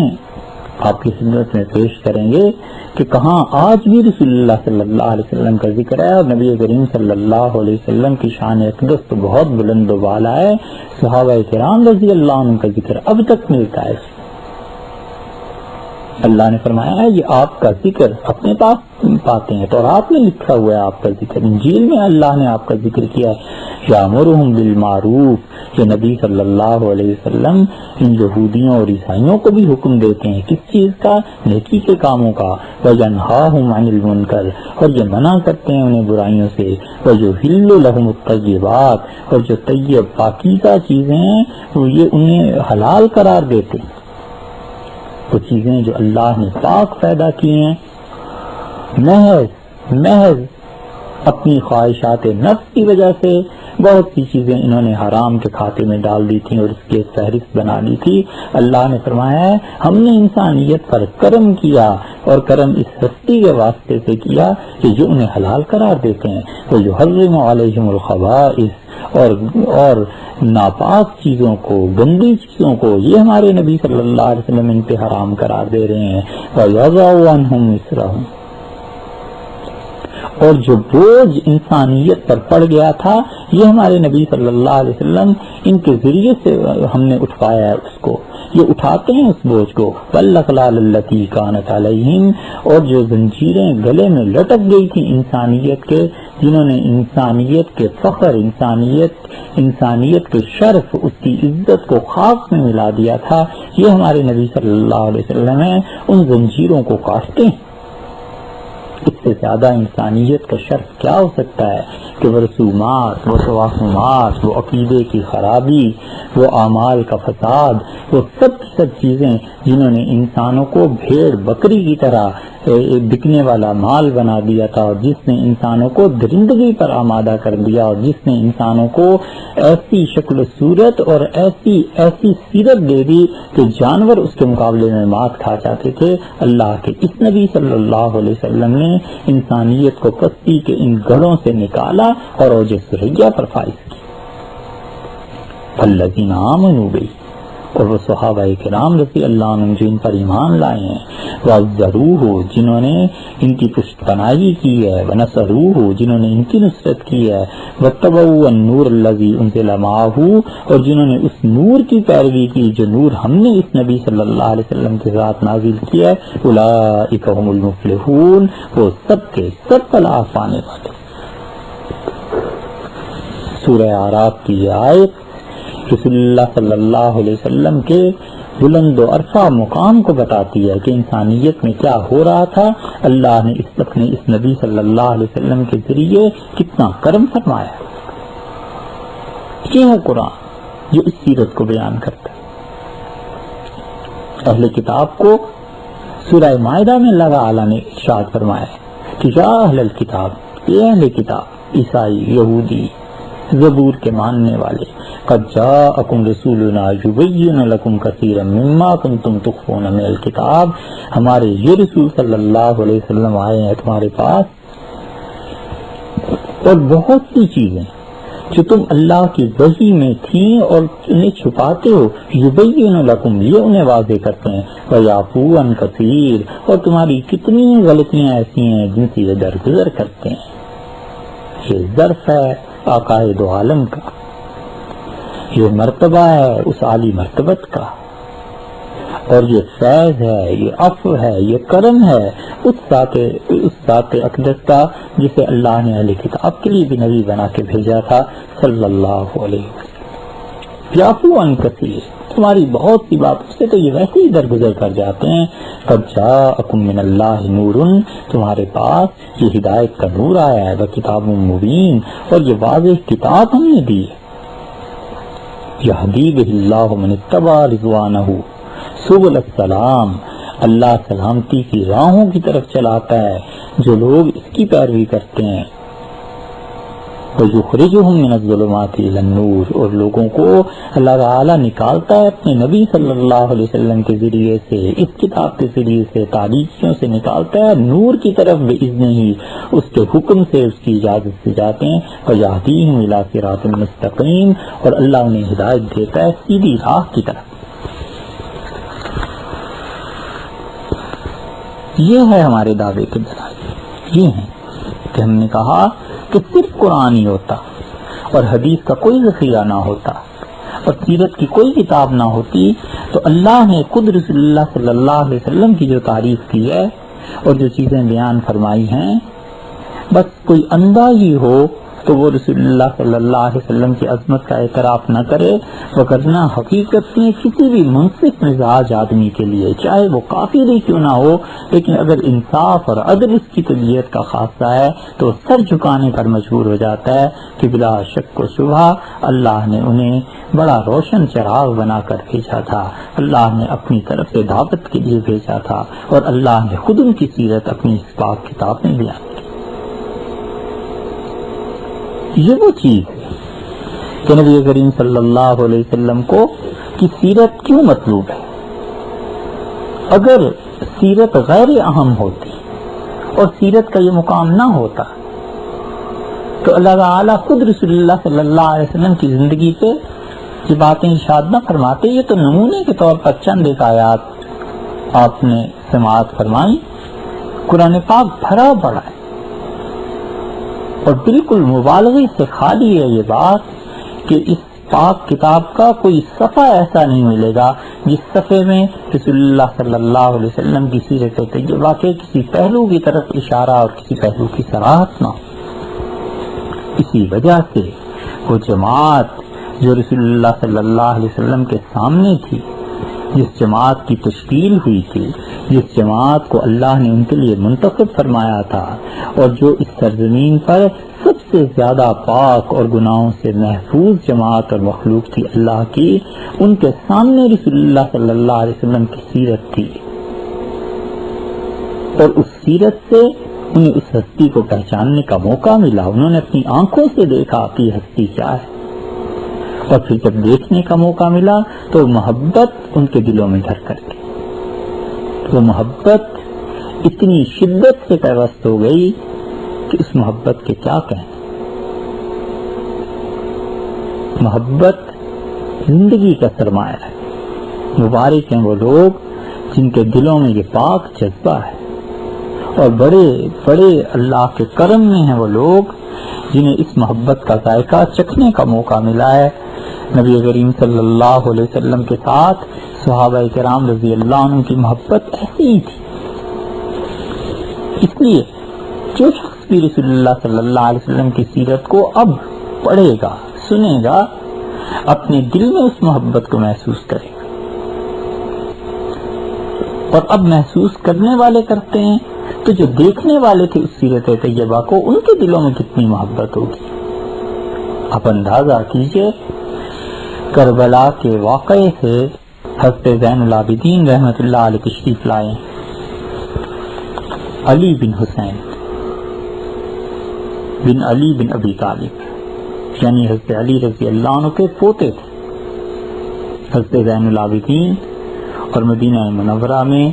تابعین رجوع کرتے تھے ان کی طرف۔ بڑے بڑے اکابر تابعین رحمہم اللہ عزت، ادب اور احترام میں بچھے جاتے تھے حضرت زین العابدین رحمۃ اللہ علیہ کے لیے۔ اور زین العابدین رحمۃ اللہ علیہ، ابو داؤد کی روایت میں آتا ہے کہ جب واپس آئے کربلا سے،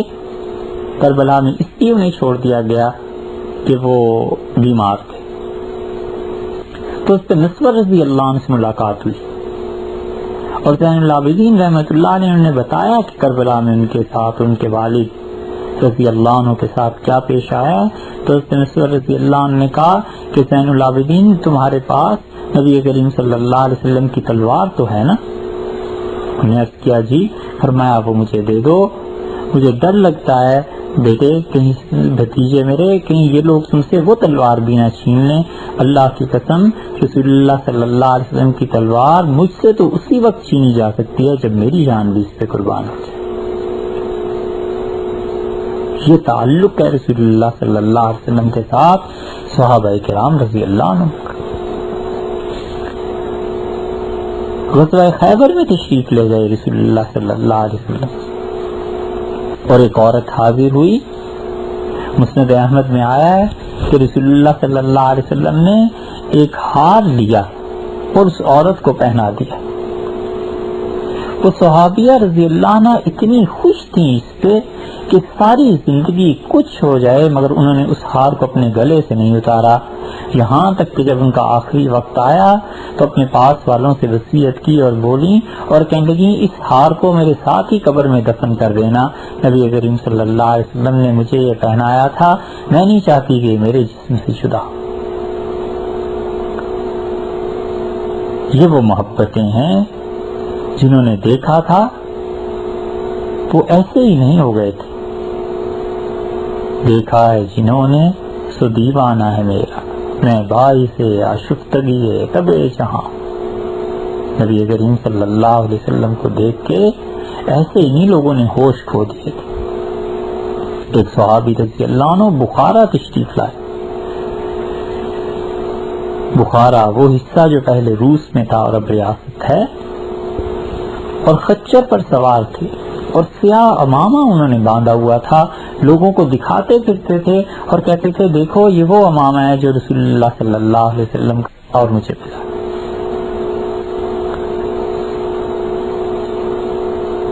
حضرت انس رضی اللہ عنہ نے زندگی اپنی رسول اللہ صلی اللہ علیہ وسلم کی خدمت میں لگا دی، اور پیالہ ایک وہ لوگوں کو دکھاتے تھے اور کہتے تھے پینے کی ہر جائز اور پاک چیز اس پیالے سے میں نے رسول اللہ صلی اللہ علیہ وسلم کو پلائی ہے، شربت بھی پلایا ہے، پانی بھی پلایا ہے، شہد بھی پلایا ہے، دودھ بھی پلایا ہے۔ اور اس پیالے کا پترا لوہے کا تھا، آہستہ آہستہ وہ لوہا اپنی جگہ چھوڑنے لگا۔ حضرت انس رضی اللہ عنہ نے چاہا کہ اس کی بجائے سونا اس پہ لگا دیں، کیونکہ وہ چیز تو بہرحال رسول اللہ صلی اللہ علیہ وسلم کی عطا فرمودہ تھی۔ حضرت طلحہ رضی اللہ عنہ کو پتہ چلا، آئے اور کہا انس ایسے نہ کرنا، سونا نہ لگانا، بس اس لوہے کو رہنے دو جیسے ہے، رسول اللہ صلی اللہ علیہ وسلم کی چیز میں اتنا بھی تغیر ہمیں اچھا نہیں لگتا۔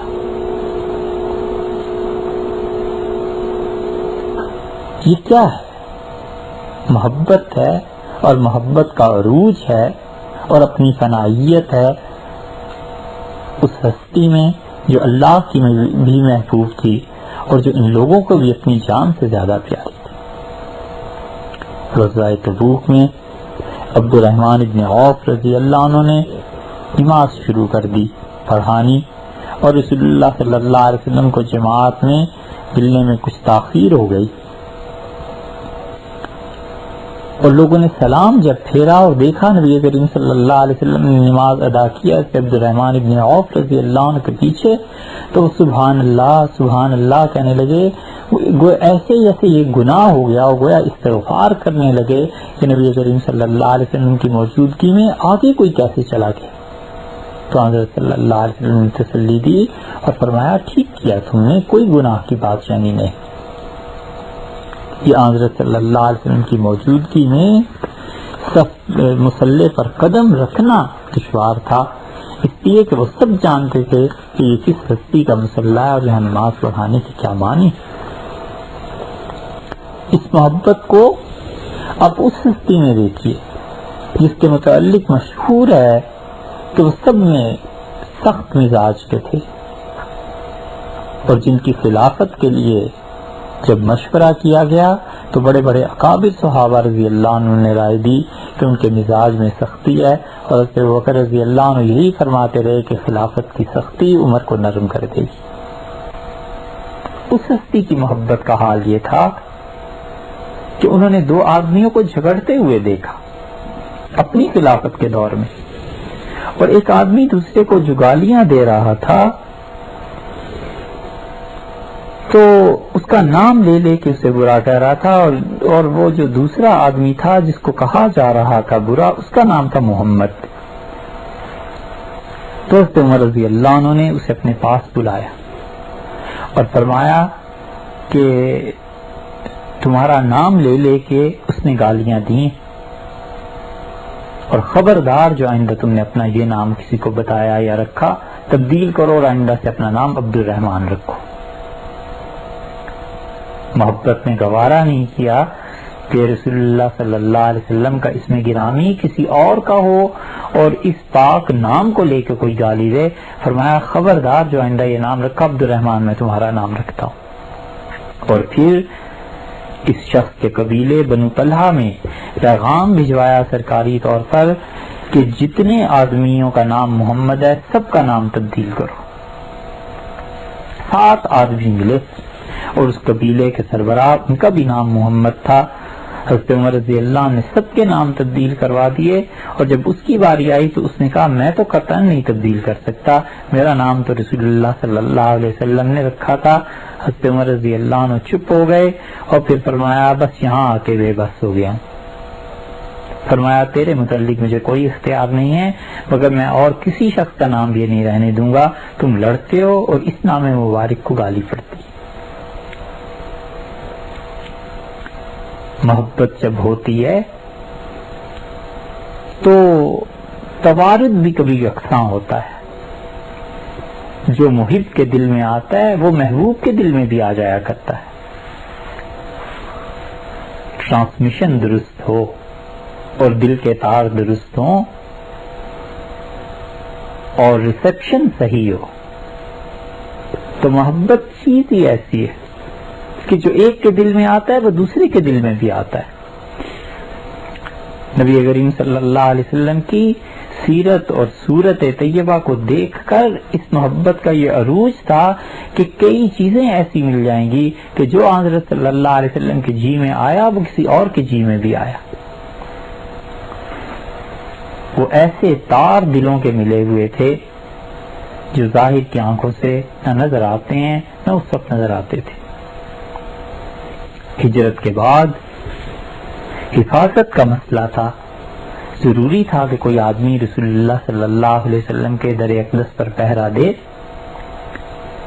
اور حضرت سعد رضی اللہ عنہ کے دل میں یہ بات آئی اور رسول اللہ صلی اللہ علیہ وسلم نے اپنے گھر والوں سے کہا کہ آج کی رات کوئی پہرا دیتا تو اچھا تھا. ترمذی میں آتا ہے کہ تھوڑی دیر کے بعد ہتھیاروں کی آواز آئی تو رسول اللہ صلی اللہ علیہ وسلم نے پوچھا کون؟ میں عرض کیا سعد. آپ نے فرمایا سعد اس وقت؟ انہوں نے کہا میرے جی میں آیا کہ آپ کی حفاظت کی جائے، پہرا دیا جائے. رسول اللہ صلی اللہ علیہ وسلم نے فرمایا اللہ سعد کی بھی ایسے ہی حفاظت کر جیسے یہ میری حفاظت کے لیے آیا. کس چیز نے جا کے حضرت سعد رضی اللہ عنہ کو کہا تھا کہ وہ رات کے وقت میں ہتھیار سجا کر آ جائیں؟ وجز محبت کے. اور کون پیغام رسان تھا؟ حضرت ربیعہ اسلمی طبقات ابن سعد میں آتا ہے، ان کا کام ہی یہی تھا کہ رسول اللہ صلی اللہ علیہ وسلم عشاء سے فارغ ہو کے اپنے گھر میں تشریف لے جاتے تھے اور حضرت ربیعہ رضی اللہ عنہ ساری رات در اقدس پر رہتے تھے. ان لوگوں کو سوچنا چاہیے جو اعتراض کرتے ہیں ان پر، اللہ کے ان اچھے بندوں پر جو مدینہ منورہ حاضری دیتے ہیں، اور جب رات کو دروازے بند ہو جاتے ہیں تو وہ ان دروازوں پر رات گزار دیتے ہیں کہ تہجد میں کسی وقت مسجد نبوی کے دروازے کھلیں اور سب سے پہلے روزہ اقدس پر سلام پیش کرنے والے یہی. ایسے بھی مل جائیں گے جو کہتے ہیں گھر جا کے سو جانا چاہیے تھا، یہاں پڑے ہوئے ہیں. یہ عقل سے بعید باتیں ہیں. شاید انہیں معلوم نہیں کہ محبت کا یہ کوچہ اس سے ماورا ہے جو عقل کی گرفت میں آئے. حضرت ربیعہ رضی اللہ عنہ کا حال یہی تھا کہ وہ رسول اللہ صلی اللہ علیہ وسلم کے در اقدس پر پڑے رہتے تھے کہ شاید رات کو کوئی ضرورت پیش آ جائے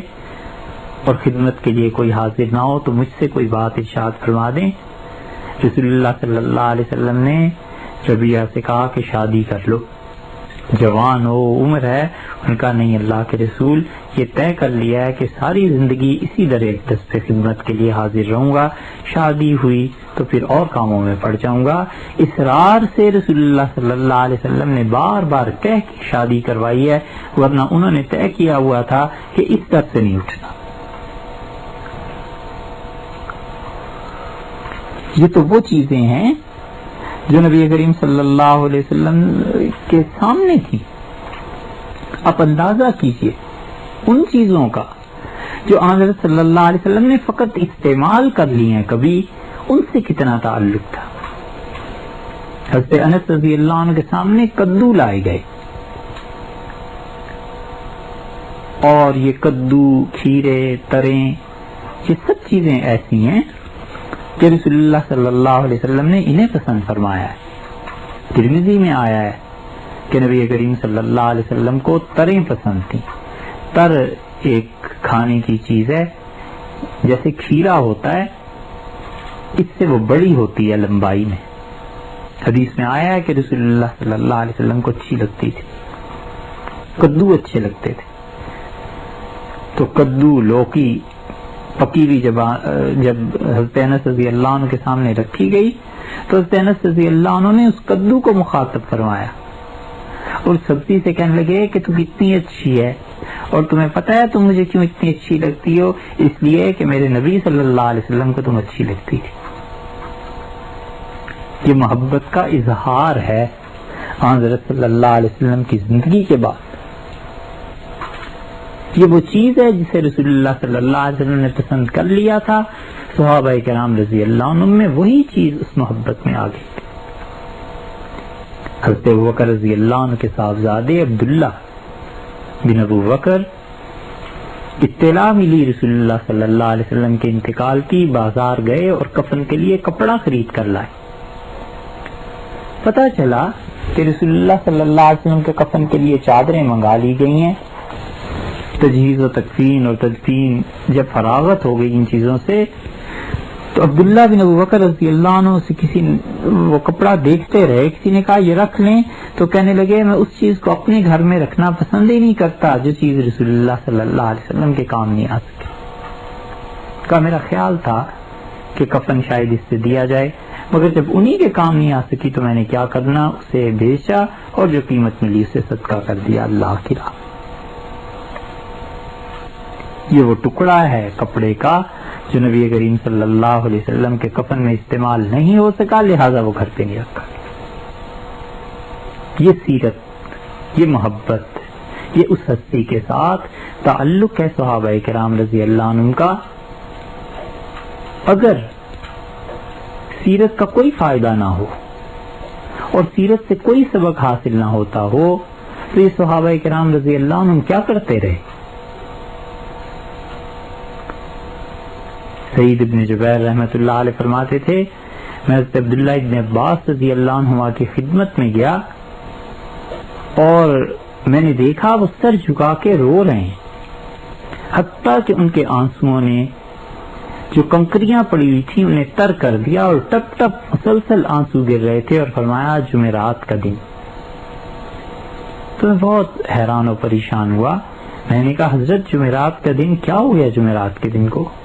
انہوں نے کہا تمہیں پتہ نہیں، آج ہی کے دن تو رسول اللہ صلی اللہ علیہ وسلم کی بیماری میں اضافہ ہوا تھا حتیٰ کہ وفات تک رہا۔ وہ دن یاد آ گیا اور اس دن پہ حضرت عبداللہ ابن عباس رضی اللہ عنہ رو دیے، کیونکہ دل میں جو یاد تھی، جو محبت تھی، جو تعلق تھا، اس کا تقاضا یہی تھا۔ آخری صحابی جن کا بصرہ میں انتقال ہوا حضرت ابو طفیل رضی اللہ عنہ،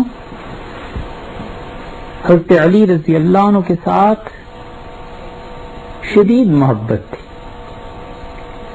تعلق تھا۔ حضرت علی رضی اللہ عنہ کے انتقال کے بعد ان کی ملاقات ہوئی حضرت معاویہ رضی اللہ عنہ سے، اور حضرت معاویہ رضی اللہ عنہ نے ان سے پوچھا کہ علی کی وفات کے بعد اب کیا حال ہے؟ حافظ ابن عبد البر نے الاستیاب میں ان کا جواب لکھا ہے کہ انہوں نے کہا معاویہ وہی حال ہے علی کے بغیر جو موسیٰ علیہ السلام کی ماں کا حال ہو گیا تھا جب اس نے اپنے بچے کو بچے کو دریا میں ڈال دیا تھا۔ آپ جانتے ہیں حضرت ابو طفیل رضی اللہ عنہ کو کیوں حضرت علی رضی اللہ عنہ سے اتنی محبت تھی؟ بلا شبہ علی رضی اللہ عنہ علم کا سمندر تھے، بلا شک و شبہ وہ علم کا پہاڑ تھے، اور بلا شک و شبہ علی رضی اللہ عنہ کی وجہ سے خلافت کو عزت ملی۔ خلافت میں حضرت علی رضی اللہ عنہ کو کوئی عزت نہیں دی۔ اللہ نے جن لوگوں پر بارش برسائی تھی علم کی، وہ امیر المومنین سیدنا علی رضی اللہ عنہ تھے۔ جن ہستیوں کو خدا نے چنا تھا ان میں بڑا نمایاں اور واضح مقام سیدنا علی رضی اللہ عنہ کا تھا۔ کیا اس وجہ سے حضرت ابو طفیل رضی اللہ عنہ کو ان سے محبت تھی؟ یہ بات نہیں ہے، بات یہ ہے کہ حضرت علی رضی اللہ عنہ رسول اللہ صلی اللہ علیہ وسلم کو بڑے محبوب تھے، اسی لیے ابو طفیل رضی اللہ عنہ کے سامنے دیکھنے کو آخری زمانے میں بس یہ رہ گئے تھے، اس وجہ سے انہیں بھی ان سے بڑی محبت تھی۔ حضرت علی رضی اللہ عنہ سے رسول اللہ صلی اللہ علیہ وسلم کی محبت کا یہ حال تھا کہ وہ مسجد نبوی میں لیٹے ہوئے تھے فرش پر، اور رسول اللہ صلی اللہ علیہ وسلم نے کسی وجہ سے انہیں جگانا چاہا تو تشریف لائے، انہیں جگایا تو ان کے جسم پر مٹی لگ گئی تھی۔ نبی کریم صلی اللہ علیہ وسلم نے وہ مٹی اپنے دستے مبارک سے جھاڑی اور بار بار فرما رہے تھے کہ قم یا ابا تراب، مٹی والے اٹھ کے بیٹھ جا، مٹی والے اٹھ جا۔ اور حضرت حسن رضی اللہ عنہ کہتے تھے میرے والد کو جب کوئی کہتا تھا کہ ابو تراب مٹی والا تو بہت خوش ہوتے تھے اور کہتے تھے کہ رسول اللہ صلی اللہ علیہ وسلم نے مجھے یوں کہا تھا۔ یہ سب سیرت کے واقعات، یہ محبت، اور یہ جذبہ اور یہ سب چیزیں یہ سکھاتی ہیں کہ حضرت صلی اللہ علیہ وسلم کی اطاعت ضروری. تو جب تک سیرت کا علم نہیں ہوگا اور ان کی محبت دل میں نہیں آئے گی، پھر کیسے پتہ چلے گا کہ حضرت صلی اللہ علیہ وسلم کی اطاعت کیسے کی جائے؟ ان کے متعلق صرف یہی جان لینا کافی نہیں ہے کہ وہ اس دنیا میں ہمارے رہبر تھے، رہنما تھے، زندگی کی ایک ایک چیز میں وہ تلقین فرمانے والے تھے اور بتلانے والے تھے کہ کیا کرنا ہے کیا نہیں کرنا. یہ جاننا بھی ضروری ہے کہ وہ جو اگلا جہان ہے اور آخرت ہے اس میں بھی رسول اللہ صلی اللہ علیہ وسلم سے تعلق کے بغیر کوئی چارہ کار نہیں. وہاں کی نجات،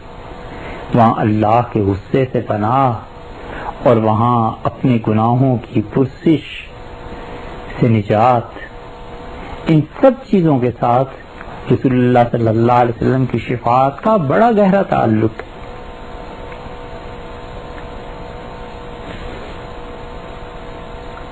حضرت انس رضی اللہ عنہ کی روایت کئی جگہ پہ آئی ہے. ابو نعیم رحمت اللہ علیہ نے ذکر کیا اس روایت کا. انہوں نے فرمایا کہ نبی کریم صلی اللہ علیہ وسلم نے ہمیں بتایا اور ہم سے کہا انا اولہم خروجا اذا بعثوا، لوگو جب تم قبروں سے اٹھو گے نا تو سب سے پہلا اٹھنے والا میں ہوں. وانا قائدہم، اور لوگوں جب اللہ کے حضور میں لوگ گروہ در گروہ حاضر کیے جائیں گے تو اللہ کے اچھے بندوں میں سب سے بڑا، سب سے ان کا بزرگ رہنما اور قائد وہ میں ہی ہوں. اور آپ نے فرمایا انا خطیبہم اذا نطق، اور لوگوں تمہیں معلوم ہے کہ جب ہر طرف خاموشی ہوگی اور کسی کی ہمت نہیں پڑے گی کہ جا کے اللہ سے کچھ کہے، میں لوگوں کا خطیب ہوں گا، میں لوگوں کی طرف سے جا کے بات کروں گا. وَأَنَا شَافِعُهُمْ، اور لوگوں میں اس وقت شفاعت کروں گا اللہ کے ہاں جا کر جب سب کے سب روک دیے جائیں گے اور جب لوگ مایوس ہو جائیں گے اور کچھ راہ نہیں ملے گی سوائے اس کے کہ وہ جہنم کا سوچنے لگے. انا مبشرہم، لوگوں میں ہوں جو آ کے بشارت دوں گا. اور تم جانتے ہو لواء الکرامہ، عزت کا تاج، عزت کا جھنڈا، و مفاتیح الجنہ، اور جنت کی چابیاں یومئذ بیدی، میرے ہاتھ پر رکھ دی جائیں. دنیا ہی نہیں آخرت میں بھی مفر نہیں ہے جب تک رسول اللہ صلی اللہ علیہ وسلم کے ساتھ تعلق نہ ہو. اس سے زیادہ عزت کیا ہو سکتی ہے کہ فرمایا مفاتیح الجنہ، جنت کی چابیاں یومئذ بیدی، میرے ہاتھوں پہ رکھ دی جائیں گی. وانا اکرم ولد آدم علی ربی، اور میں اپنے پروردگار کے ہاں آدم علیہ السلام کی ساری اولاد میں سب سے زیادہ عزت والا ہوں. اور تمہیں پتہ ہے یطوف علیہ، اور میرے ارد گرد 1000 خادم میرے لیے کھڑے کیے جائیں گے، اتنے خوبصورت جیسے زمین سے موتی بکھیر دیے جائیں. ابن حبان نے روایت کی ہے